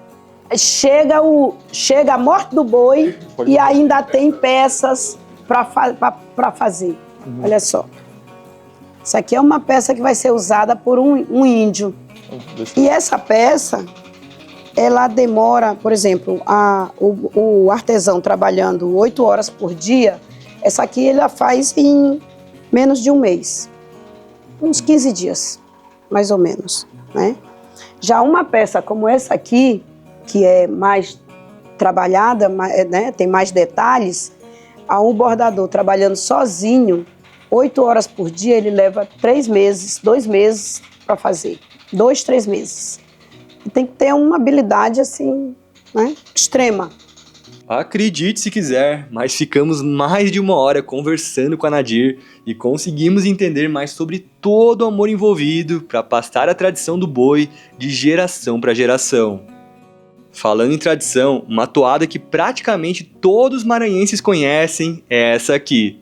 Maranhão, meu tesouro, meu torrão, fiz essa toada pra ti, Maranhão. Eu não vou me arriscar a cantar mais, mas essa canção de Humberto de Maracanã exalta os aspectos naturais e culturais do Maranhão e é considerada por muitos o segundo hino do estado, tamanha a sua representatividade. Infelizmente, por questão de direitos autorais, não podemos colocar aqui a música, mas recomendamos fortemente que depois você pesquise aqui no YouTube ou em outra plataforma. O lendário Humberto de Maracanã não está mais entre nós, mas tivemos a honra de conversar com o Jonathan, que além de ser um dos organizadores do Boi de Maracanã, um dos mais tradicionais de São Luís, é neto de Humberto. Galera, a gente está aqui hoje com o Jonathan, um dos produtores e organizadores aqui do Boi de Maracanã, um dos bois mais tradicionais aqui de São Luís. Primeiro, muito obrigado pelo teu tempo, porque a gente sabe que hoje hoje é o dia. Hoje é o dia, né? Batizado. E eu queria que tu contasse um pouco pra galera, tem muita gente que não sabe o que é o batismo de um boi. Por que é tão importante aqui pra vocês e pro Maranhão? Então, o batizado é uma palavra muito peculiar entre nós, né? Mas sabemos que não se batiza objeto, né? Porque o objeto ele não se batiza, ganha bênçãos. Mas como ficou uma coisa bem mais maranhense, ludovicense, então a gente acaba que titulando como batizado do boi, né? Que é uma coisa mais... é um ritual mais forte, uma palavra mais forte. E ele leva a bênção, o boi leva a bênção, o batizado, justamente em homenagem a São João, justamente para a gente estar batizado para os arraiais, né? Isso já de muita geração, mesmo antes da geração de vovô, já existia o batizado do boi aqui no Maracanã, só que o vovô ele já entrou já no ano de 1973, né? Mas antes de vovô entrar já existia. E sempre foi o batizado no dia 23, na véspera, 23 é véspera de São João. A gente começa o ritual a partir das 23h30, quando dá meia-noite a gente faz todo o ritual, que descobre o boi, né? Para as pessoas olhar o couro do boi, como é que tá, ver quais são as homenagens que o boi vai fazer este ano com os santos. E ele é muito... O ritual, ele é um momento muito simbólico, né? Onde as pessoas elas se entregam, as pessoas elas vêm pagar as promessas delas. Porque, inclusive, o Maracanã também ele é um boi de promessa. Então, ele veio, né? Ele veio de um boi de promessa. Então, assim, a gente consegue ainda manter essa tradição. Mas o ritual ele é bem simbólico, né? As pessoas vêm com as suas velas, as pessoas vêm com o coração limpo para conhecer, as pessoas vêm com o amor que tem realmente pelo boi. E isso reúne diversas pessoas, diversos curiosos, diversos simpatizantes, diversos brincantes, né? Eu particularmente também sou de promessa, né? E aí a gente geralmente faz todo esse momento, que é um momento único, um momento onde todo mundo está voltado para conhecer o novo novilho, né, que também a gente chama de boi. O Bom Meu Boi é interessante que ele é atemporal. A gente está no tempo do São João. Sabemos que o boi ele é o momento de São João, mas ele é atemporal. O Maracanã ele brinca de 1º de janeiro a 31 de dezembro, né? E aí a gente faz diversos arraiais, diversas pessoas, e pra gente é muito gratificante. Envolve muita gente, né? Envolve muita gente, de todos os tipos, de todas as raças, de todos os gêneros. E o Bom Meu Boi, aqui, a gente não distingue pessoas.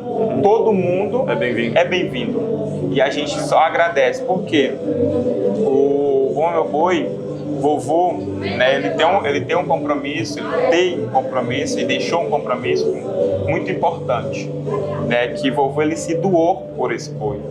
Quando ele teve realmente, isso em 1950, que um senhor José Martins Pereira, que é aquele senhor ali, da foto, né, aquele senhor ali. E aí ele disse assim: olha, Humberto, agora você vai tomar de conta do Bom Meu Boi. Porque isso em 1950. E aí ele continuou, né, o José Martins Pereira, grande baluarte, falecido em 2000, meu parente também, meu tio. E aí ele teve toda essa trajetória, mas quando chegou no ano de 1973, vovô assumiu. Ele tem uma atuada assim, ó: em 1875 aconteceu a sua funda. Isso foi a fundação do bairro. Aí ele tem outra atuada: em 73 Maracanã renasceu, a palmeira é meu viver e o Guriatã sou eu. Ele era chamado de Guriatã. Por quê? Guriatã é um pássaro que canta muito lindo, né? E aí as pessoas, o vovô tem uma voz linda também, acabou que renomeando ele. Eu falando aqui um pouco do depoimento, né? A gente já tá vivendo aqui o São João já fazem uns 4, 5 dias, e uma coisa que eu tô achando muito bonita é essa mistura de povos, de crenças, né? E todo mundo convivendo bem. E eu acho que isso é muito bonito ver. É muito lindo. Sabe o que acontece? Porque mistura ancestralidade, mistura espiritualidade. Porque quando a gente fala sobre ancestralidade, a gente lembra de pessoas que deixou. Né? E essas pessoas foram pessoas que morreram por isso. E é muito né? Às vezes eu acabo que me emocionando falando sobre minha família, porque da forma como eles pensavam e eles continuaram essa história é muito linda, porque naquele ano não existia essa tecnologia que existe hoje, não existia esse investimento que existe hoje. E o boi era criminalizado, a gente não podia sair daquela zona rural, né? E com a força que a gente tem do nosso povo preto, porque o boi é feito por pessoas pretas, pessoas ancestrais, né? Pessoas que falam assim, olha, esse aqui é o meu espaço, eu canto porque eu gosto. E vovô ele cantava para os encantados, vovô cantava para a lua, vovô cantava para o mar, vovô cantava para a natureza, vovô cantava para as mulheres, vovô cantava para os homens, vovô cantava para todo mundo. E ele sempre deixou uma toada muito importante. Esta herança foi deixada por nossos avós e hoje cultivada por nós. E essa toada, eu até me arrepio falando dela porque foi um momento muito delicado de vovô. Que justamente foi no momento que ele perdeu uma filha dele, uma tia minha. E aí eu me lembro que ele contava uma história para mim. E aí ele falava que essa toada foi um momento que ele teve a perda da filha dele e ela pediu para ele cantar, né? E aí foi que ele participou de um festival de música e ele cantou essa toada. E ele foi porque ele tinha que ir, que ele já tinha se inscrito mesmo. E aí ele vê a surpresa que ele ganhou, né, em primeiro lugar com uma toada mais linda e hoje em dia é chiclete na boca do povo. A gente fala que é o segundo hino do Maranhão, porque é enriquecedor. Quando eu comecei a entender que vovô, ele foi e continua sendo muito representatividade para a cultura maranhense. Bruno, vovô, ele não sabia o quanto ele era importante para a cultura popular brasileira. E nem nós, famílias.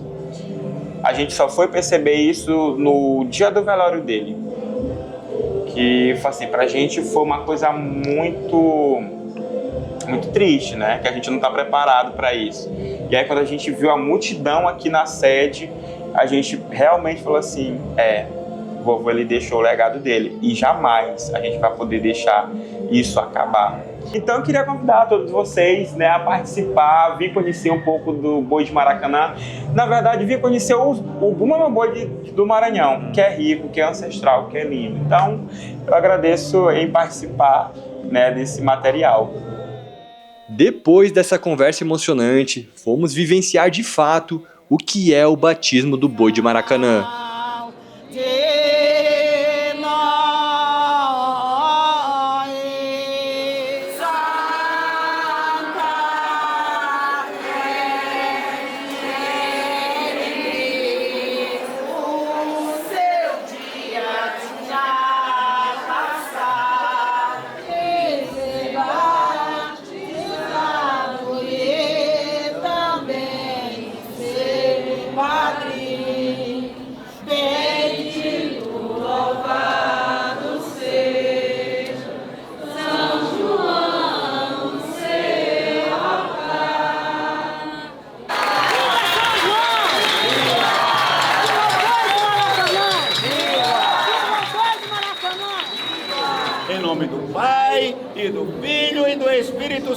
Ainda sopra. É assim, ó.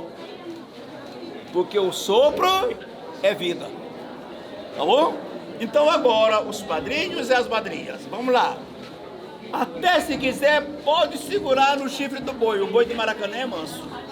É manso. De São Pedro e São João.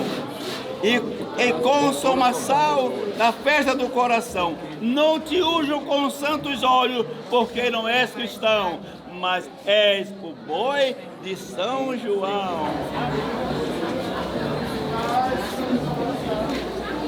E agora...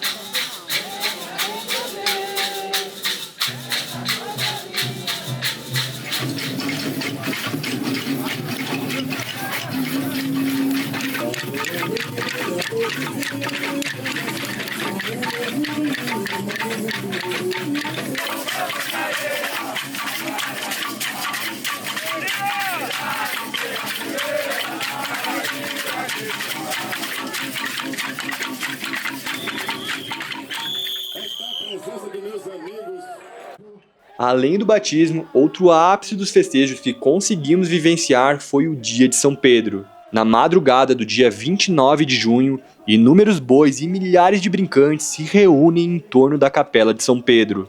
Tradicionalmente, os bois se apresentam na Casa das Minas para fazer suas preces e depois seguem pela Rua Pantaleão até a Capela de São Pedro. Durante esse trajeto, os bois arrastam multidões que acompanham as suas toadas e ritmos. A festa vai até bem depois que o sol nasce, e confesso que a gente não aguentou ficar até o final. O São João do Maranhão foi uma das maiores experiências no quesito cultural que já tivemos no Brasil.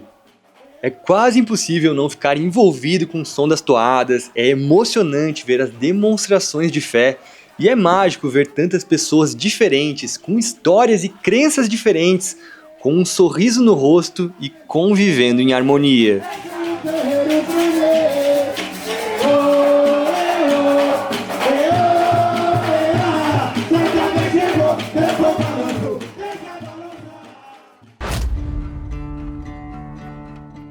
Agora chegamos ao terceiro bloco do vídeo, onde iremos apresentar 3 cidades que ficam no polo turístico São Luís: Alcântara, Raposa e São José de Ribamar. Nossa primeira visita será na histórica Alcântara. Fizemos esse rolê com a Mova Experiências e para quem tiver interesse vamos deixar o contato deles aqui na descrição do vídeo. Alcântara tem seu conjunto arquitetônico e urbanístico tombado pelo IPHAN desde 1948. São cerca de 400 imóveis tombados que contam muitas histórias interessantes.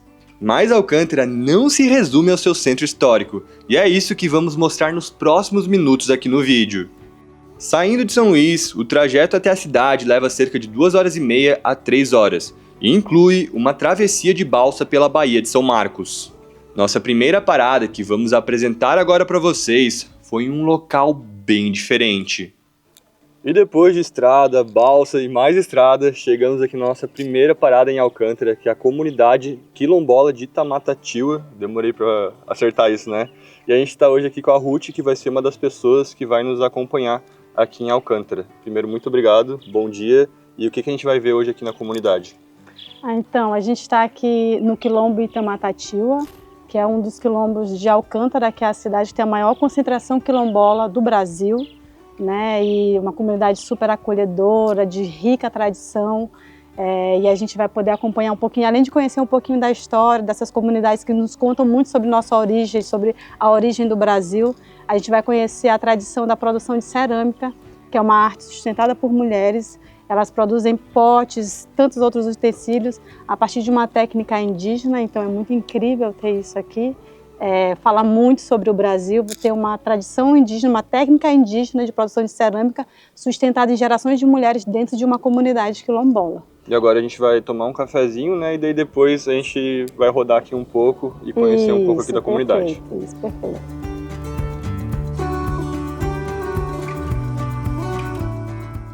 Depois desse maravilhoso café, fomos conhecer o processo da produção da cerâmica de Itamatatiua.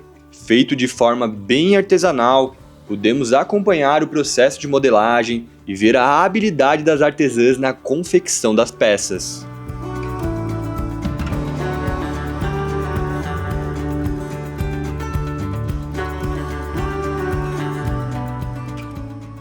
Para o visitante que quer aprender mais sobre o processo, dá para colocar a mão na massa igual a nossa mãe fez.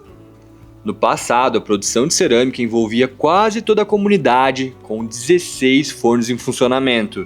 Atualmente, existe apenas um forno comunitário que fica no centro de produção.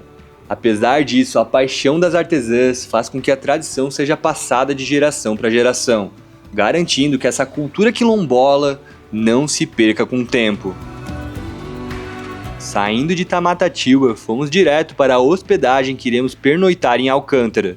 A pousada Bela Vista realmente tem uma ótima vista e é uma das mais bem avaliadas da cidade, com nota 4.5 de 5 no Google Maps. Ela tem uma decoração bem diferente e quartos espaçosos com ar-condicionado. A área externa tem piscina, áreas para descanso e restaurante anexo. Almoçamos lá antes do passeio da tarde e os nossos pedidos foram carne de sol, camarão e peixe. E depois da refeição, partimos para conhecer o centro histórico da cidade. E agora chegamos aqui no Centro Histórico de Alcântara, um dos mais importantes do nosso país. E a gente está aqui com o guia Bruno, sou xará dele. Sim. E ele estava nos comentando, né, da importância de Alcântara, não só aqui para o Maranhão, mas para o Brasil inteiro, né? Sim. Então, Alcântara, ela começou a partir do século XVII. Os portugueses habitavam aqui nessas terras. A primeira economia da cidade era a cana-de-açúcar, né? E o sal, né? O sal foi muito importante aqui na época. E já meados do século XIX, Alcântara teve como produção principal o algodão. Por isso, né, através do algodão, né, Alcântara foi a cidade, né, uma das cidades mais importantes do período colonial, porque era o terceiro lugar onde se produzia algodão do Brasil, produtor. Né? Então aqui teve um grande marco histórico, onde levou algumas famílias coloniais a uma certa batalha, onde construíram grandes palacetes para receber Dom Pedro II. Isso é uma história para frente, tá certo? Mas a princípio aqui é uma cidade riquíssima em detalhes, culinária, bebidas, histórias, lendas. Então tudo isso tem aqui nessa cidade, né? Uma cidade mística, né? Mística até através do seu nome, né? Uma cidade que também tem muitos símbolos, né? Símbolos onde tem a mensagem principal olho, mas não vejo. Você só vai entender através da revelação que vai ser passada através daquela imagem, né?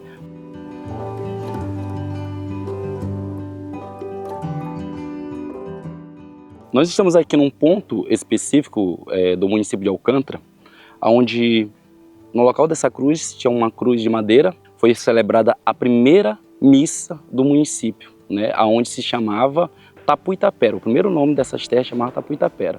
Então o Papa fez a sua primeira missa, onde Tapuitapera foi levada à Vila Santo Antônio de Alcântara. Então Santo Antônio é um padroeiro de Lisboa e Alcântara é uma palavra árabe que significa a ponte. Temos aqui de frente uma construção jesuíta, a igreja de São Matias. Essa igreja ela começou em 1622, quando Alcântara ainda não era Alcântara, se chamava Tapuitapera, e 22 de dezembro de 1648, após a celebração da primeira cruz, foi levada à Vila Santo Antônio de Alcântara. Ela ficou de pé até 1912. Então teve lendas, histórias de por que a igreja ela está incompleta. Uma das histórias, eles dizem que caiu um raio, uma descarga elétrica sobre o teto, né? E caiu. Outras histórias de pessoas mais velhas, eles contam que o Matias Soares Moreno, por ter chegado da Batalha de Guaxinduba, chegou muito irado e começou a dizimar vários indígenas. Isso são histórias contadas pelas pessoas daqui da cidade de Alcântara. E por ter um peso de almas muito grande sobre suas costas, mandou construir uma igreja com o seu nome, simbolizando que ali iria amenizar o peso sobre suas costas. Isso são lendas contadas. Mas, tecnicamente, eles dizem que foi apenas a cumieira que quebrou, né? Deu um problema, aí ficou até 1912 sem um teto, e daí então ela ficou pela metade. Estamos aqui a caminho da Rua da Amargura, uma antiga rua, antes de ser apelidada com esse nome, Rua da Amargura, se chamava Rua da Bela Vista, né? Como vocês podem observar, tem uma grande vista, né, para o mar, para a Baía de São Marcos e a Ilha de São Luís, né? E aqui se chamava também pegou-se o apelido de Rua da Amargura, porque as senhoras baronesas deixavam seus filhos no porto, porque eles iriam estudar na Europa, né? Então elas voltavam amarguradas, chorando, porque não saberiam se seus filhos iriam voltar. Porque o Maranhão tinha vários pontos no mar onde era muito tenebroso a maré, então acontecia muitos naufrágios. Inclusive, né, uma das origens do nome Maranhão vem através desse mar. Bem, Maranhão, significado Maranhão, Maranhão ou Maranhão, significa encontro de águas, ou emaranhada de água. Águas que correm brigando. Então tem um encontro de rios com mar. Então a cor do nosso mar é barrenta por causa dos sedimentos que atraem dos rios, né? Então fica essa cor, né? Por isso que o nosso litoral é riquíssimo em manguezais, em guarás. Nós iremos conhecer os guarás, animais que vivem aqui nessa redondeza. Até boto, né? Nós temos o boto com a barriga rosa e a parte cinza, temos o peixe-boi. Todos esses animais nós temos aqui nessa parte marítima aqui.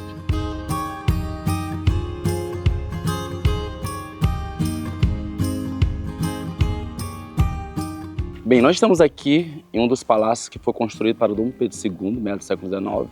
Duas grandes famílias tiraram para si a ideia de se construir palacetes, isso através de boatos, né? Que Dom Pedro II estaria vindo a ele justamente com toda essa corte para visitar, né, as vilas. Então, duas famílias, né, de partidos rivais, né, mas que tinham uma grande influência, tiraram para si a ideia de se construir palacetes contra o tempo, né, porque uma construção dessa elas demora de 5 a 10 anos, então tinha um tempo muito curto para se construir. Dependendo da construção, às vezes até demora mais tempo, né? Então começaram, né, a luta, a disputa entre as famílias para ver quem recebesse Dom Pedro II e quem finalizasse primeiro de construir o palacete. Então aqui nós temos toda a fachada. Mas Bruno, foi finalizado ou não? Dom Pedro II veio ou não veio para Alcântara e para o Maranhão? Dom Pedro II não veio. Até porque, sempre eu falo para as pessoas que na sua agenda imperial não estava ali agendado que ele iria vir para Alcântara. Só foi apenas um boato.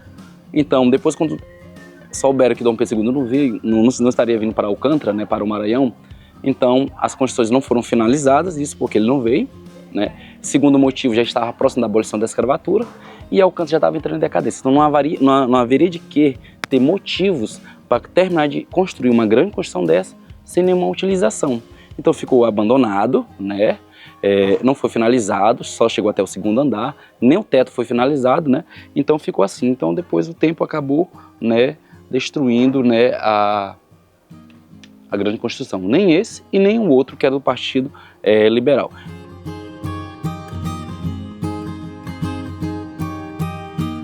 Bem, nós estamos aqui na Igreja Nossa Senhora do Carmo, uma igreja do meio do século XVII, uma igreja dos nobres. Esse altar aqui nós temos para mais de 100 anjos esculpidos em madeira, lembra muito o anjo barroco de Minas Gerais, né?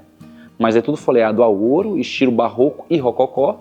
Rococó geralmente são as folhagens com os ramos e a parte mais azul. Teve algumas modificações, algumas restaurações, então eles mudaram a cor.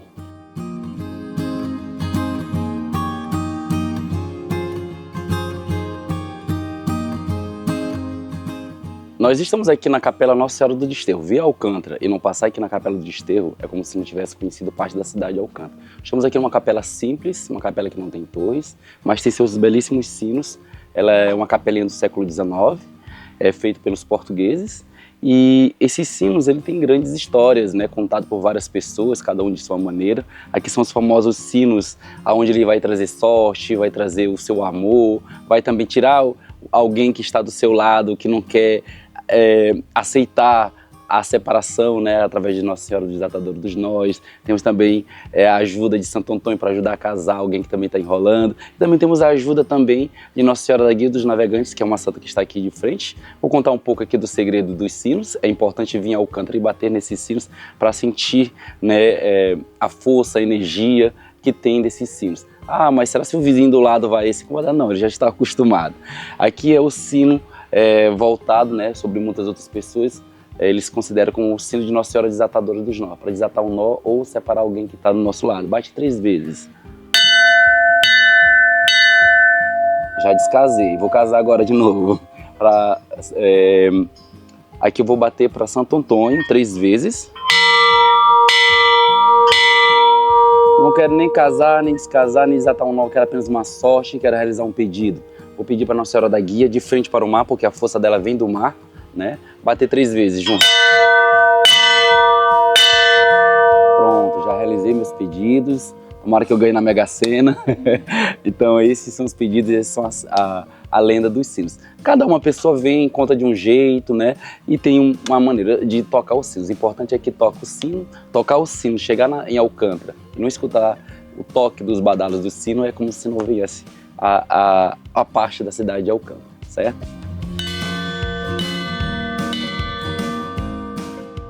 Ainda no Centro Histórico, podemos conhecer o Museu de Alcântara, que fica em um dos mais belos casarões da cidade. Nesse dia, na parte da noite, pudemos ver mais um arraial acontecendo e jantamos no restaurante colonial, que tem todo tipo possível de comida.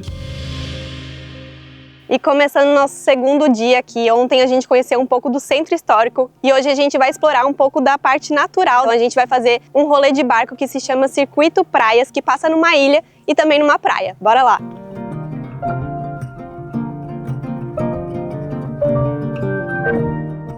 Primeira parada aqui na praia de Itatinga, uma praia praticamente deserta, só tem uma pequena estrutura de apoio aqui. E uma coisa que a gente gostou muito da paisagem desse local é que tem uma ponta que é muito comprida, então tu pode andar metros e metros que tu vai demorar muito para chegar até o final.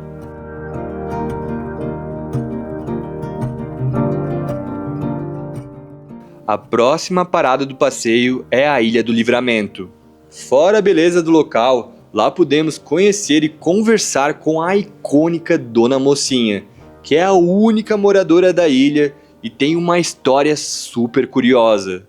E a gente está aqui agora com a Dona Mocinha. Que prazer falar com a senhora. Prazer. Muito obrigado por nos receber aqui.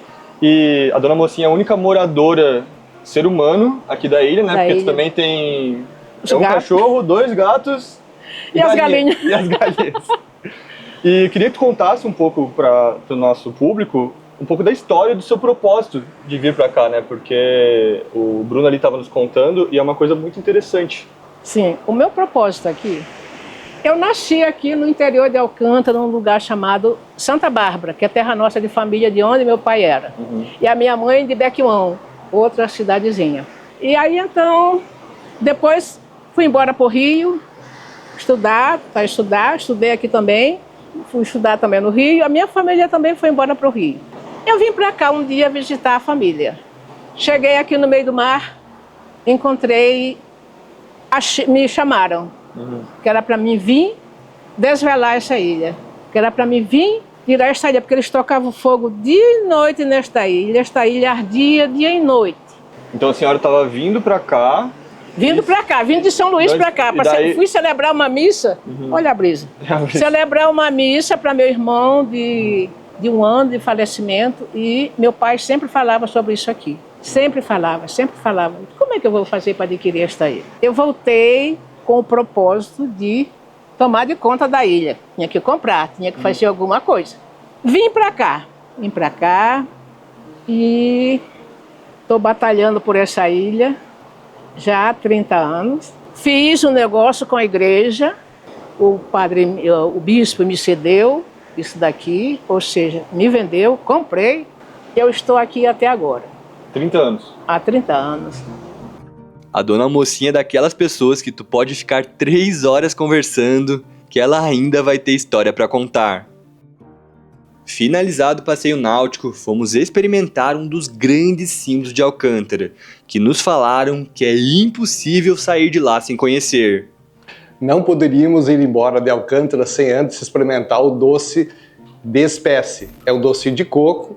Vou experimentar aqui, já experimentei um pedacinho, vou experimentar mais um pouquinho.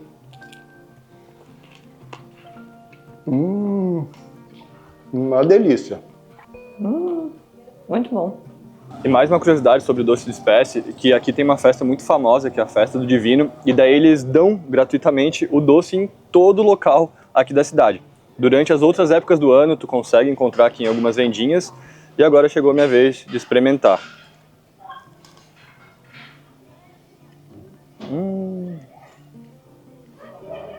Me lembrou uma cocada, só que a consistência e o sabor um pouquinho diferente, mas é muito gostoso. Antes do nosso regresso para São Luís, almoçamos no restaurante Le Duc de Mercês. Ele tem especialidade em pratos típicos da região e está avaliado com nota 4.5 de 5 no Google Maps.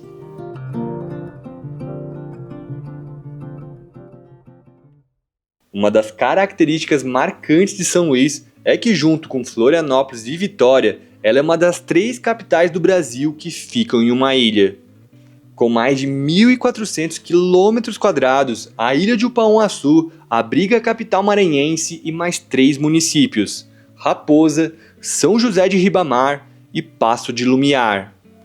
Conhecemos 2 dessas cidades, sendo Raposa a primeira. Nós fizemos esse passeio de bate e volta de São Luís com a empresa Taguatur Turismo. Ela oferece o transporte e todo o suporte para um passeio completo. Chegando na cidade, fomos direto fazer um passeio náutico. E se aqui no Maranhão a gente tem os famosos lençóis maranhenses, aqui em Raposa a gente tem as fronhas maranhenses. Essa é a primeira parada do passeio náutico. A gente desceu do nosso barco para andar um pouco aqui pelas dunas e explorar esse local.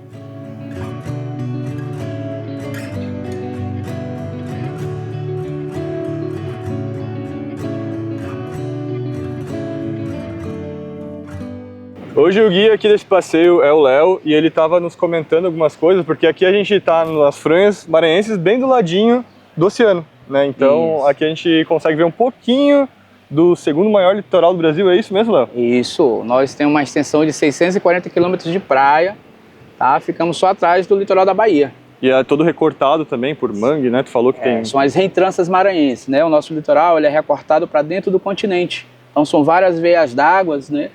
E vai fazer com que esse litoral seja bem extenso. E outra curiosidade legal aqui do Maranhão que tu estava contando pra gente, que tem uma das maiores variações de marés do mundo, é isso, né? É, uma das maiores, a maior do Brasil, né? Devido à posição geográfica nossa, nós estamos 2,5 graus abaixo da linha do Equador. Então a gente vai ter 4 marés por dia, vamos ter 2 enchentes e 2 vazantes. E a variação máxima, assim, que dá mais ou menos, só para o pessoal ter um pouquinho de noção? Na maré muito baixa, ela chega até 4 metros. Na maré muito grande, conforme lua e período, até 7 metros. A maré baixa já é grande, né? Já é grande. Aí ela invade um pouco ali o nosso litoral ali na Raposa. Marés de agosto, setembro são bem grandes.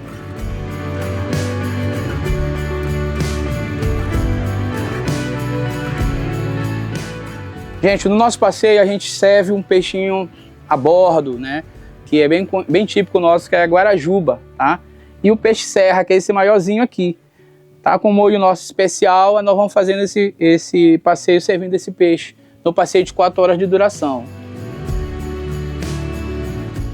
No final do passeio, até conseguimos avistar algumas garças e alguns guarás para encerrar esse rolê com chave de ouro. Raposa é reconhecida como a maior colônia de pescadores do Maranhão e podemos ver um pouco dessa forte cultura na Feira dos Peixes. Lá você pode ver tanto o comércio quanto a preparação. Ali você pode ver um costume muito antigo da região, que é fazer o peixe seco. O peixe fica exposto ao sol com uma cama de sal por cima.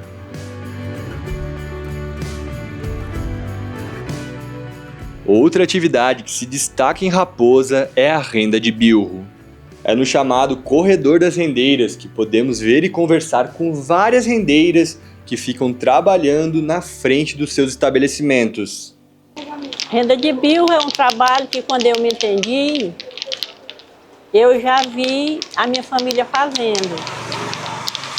Aí eu aprendi e até hoje eu faço. E gosto de fazer. Isso aqui é o bilro, é uma palmeira, isso aqui é o fruto que a palmeira dá, a gente fura, põe este pauzinho e bota a linha. Isso aqui é a caixa de leite, que a gente fura, lava a caixa e desenha. Isso aqui é o espinho do mandacaru, do cacto, que vem do Ceará, lá da serra. Tá. E aí a gente... Isso aqui é a renda, isso aqui é o bilro. Aí dá origem renda de bilro.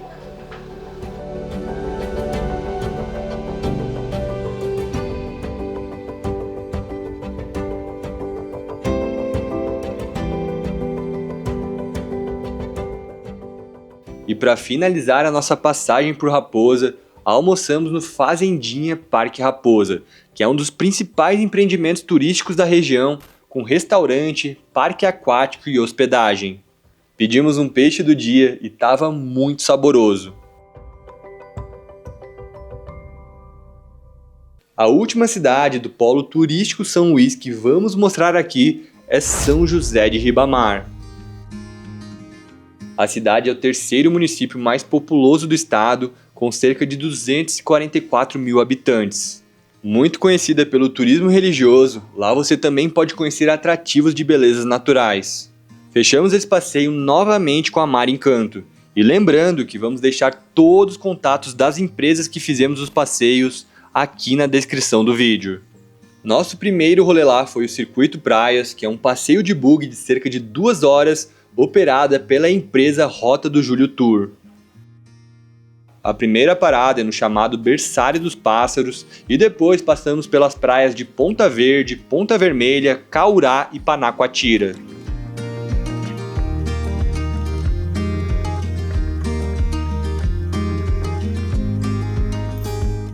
nos surpreendemos com as praias da região, principalmente com as belas falésias avermelhadas pelas quais passamos. Nesse dia, almoçamos em um dos restaurantes mais tradicionais de São José de Ribamar, o restaurante Marisol. E claro que não faltou um pratão de frutos do mar. E depois desse almoço maravilhoso, agora a gente vai começar o tour aqui pelo Centro Histórico, né? Que a gente vai ouvir várias histórias. A gente está hoje aqui com o Jardel. Primeiro, obrigado. E tu estava nos contando antes do porquê que o nome aqui se chama São José do Ribamar, né? Porque o santo é só São José, né? Exato. É engraçado um detalhe, é que quando surgiu esse nome Ribamar, é em virtude de uma lenda que existia anteriormente, que dizia-se que aquele local ali que vocês vão ver mais ali no fundo, onde é que hoje é o trampolim, tinha uma estrutura de pedra bem grande e os índios colocavam a imagem da Sagrada Família de São José em cima desta pedra. E os índios faziam um ritual em louvação a São José. E quando os colonizadores chegaram aqui no local, viram essa imagem de São José em cima dessa pedra e os índios dançando em volta. E compreenderam que aquele linguajar que eles falavam, arriba, significaria que era São José arriba do mar, acima do nível do mar. E assim se deu a origem da cidade, São José de Ribamar, acima do nível do mar.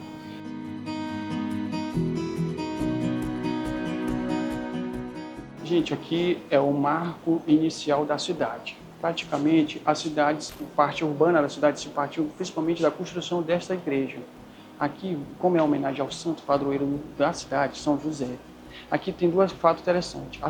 A igreja surgiu a partir de uma lenda de um navegador português que veio aqui na região aqui na Baía de Guaxintoba, como era chamada antigamente, que hoje chama Baía de São José.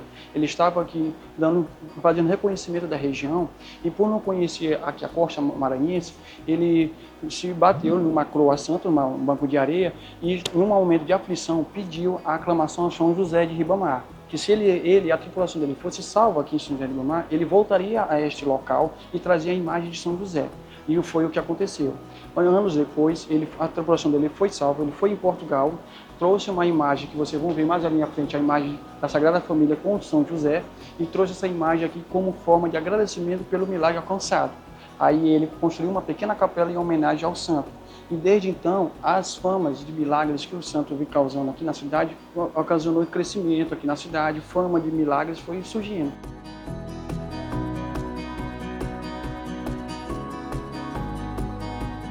Pessoal, aqui a gente está num local chamado Caminho de São José. O que consiste? Esses Caminhos de São José são 28 estátuas que vocês estão vendo do meu lado direito e do meu lado esquerdo, que retratam toda a passagem bíblica da Sagrada Família de Jesus. Do seu lado aqui vocês estão vendo desde o nascimento de Jesus até a morte de José. Outro ponto interessante que conhecemos ali perto foi a Casa Gamela, um espaço super legal que expõe obras de artistas independentes.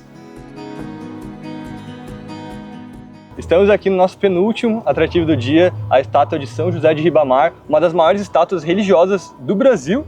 E só nessa pequena caminhada que a gente fez aqui já deu para ver que muitas coisas aqui na cidade giram em torno do santo, né? E só uma coisa antes do Jardel que falar para vocês, que a estátua está em reformulação, mas aqui na data que a gente está vindo, ela está toda tampada, né? Verdade.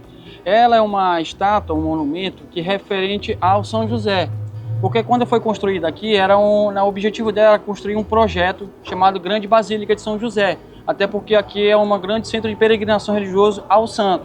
Então, na década de 1997, foi construído este monumento em homenagem a São José. Vocês vão ver que essa imagem ela é grande, ela praticamente tem mais de 33 metros de altura, contando da base até a ponta da coroa do santo. Do lado, vocês vão ver também a Gruta de Nossa Senhora de Lourdes, que foi uma réplica da aparição de Nossa Senhora de Lourdes na França. Que quando ela foi construída em 1997, o padre da época, o Tiago, ele tentou fazer uma réplica aqui, fazendo referência ao centenário de Nossa Senhora de Lourdes. Entendeu? Aí construiu a Gruta de Nossa Senhora de Lourdes aqui em São José de Ribamar. Para finalizar, este posto de saúde foi recentemente restaurado e a gente buscou a pintura de um artista local, o Wendel Rocha, que retrata justamente a importância e as lendas do posto de saúde. Aqui você vê a questão do índio pegando a água do posto de saúde. Por ser uma água milagrosa, foi uma água muito importante para os índios, entendeu? Aqui são pessoas que até hoje utilizam a parte do posto de saúde para lavar seus pertences após vir do porto, entendeu? Aqui você vê a imagem do senhor barbudo como retratado na lenda, que o artista tentou reproduzir a história do senhor barbudo que estava sentado na pedra. E é com essa história que finalizamos o conteúdo sobre São Luís e seu polo turístico. Temos como uma das nossas missões apresentar cada destino que visitamos de maneira que faça com que as pessoas valorizem mais cada história, diferença cultural e paisagem do nosso país. Nesse documentário, buscamos mostrar que São Luís e região podem ser muito mais para um turista do que apenas uma porta de entrada para conhecer os lençóis maranhenses. E olha quantos assuntos legais nos aprofundamos aqui. Passamos pelas ruínas de Alcântara, pelas brincadeiras do São João, pela história do reggae, vimos turismo religioso, cultural, histórico, rodamos pela parte moderna e natural da região, dentre muitas outras coisas. E a cada dia valorizamos mais e acreditamos que o nosso Brasil é o país mais incrível do mundo. E é isso, galera, finalizando mais um documentário aqui no canal. A gente adorou conhecer São Luís e região do jeito que a gente conheceu. A gente não fazia ideia que tinha tanta coisa legal para ver aqui, e a gente também se apaixonou pelo São João, né, pelas cores, pelos ritmos, pelas histórias e pela cultura desse local. Queria agradecer muito o pessoal da Secretaria de Turismo, Nabate, Léo, Tati, Isa, Gui, muito obrigado por terem feito todo esse roteiro especial aqui pra gente. E lembrando que junto com esse vídeo a gente também está lançando um e-book com dicas não só aqui de São Luís, mas de outros destinos aqui do Maranhão, e para quem tiver interesse, o link tá aqui na descrição do vídeo. E é isso, galera, para quem curtiu o vídeo, curtiu as dicas, já faz aquelas 3 coisas com C que todo mundo pede: curtir, compartilhar e comentar. E até nosso próximo Rolê Família. Tchau!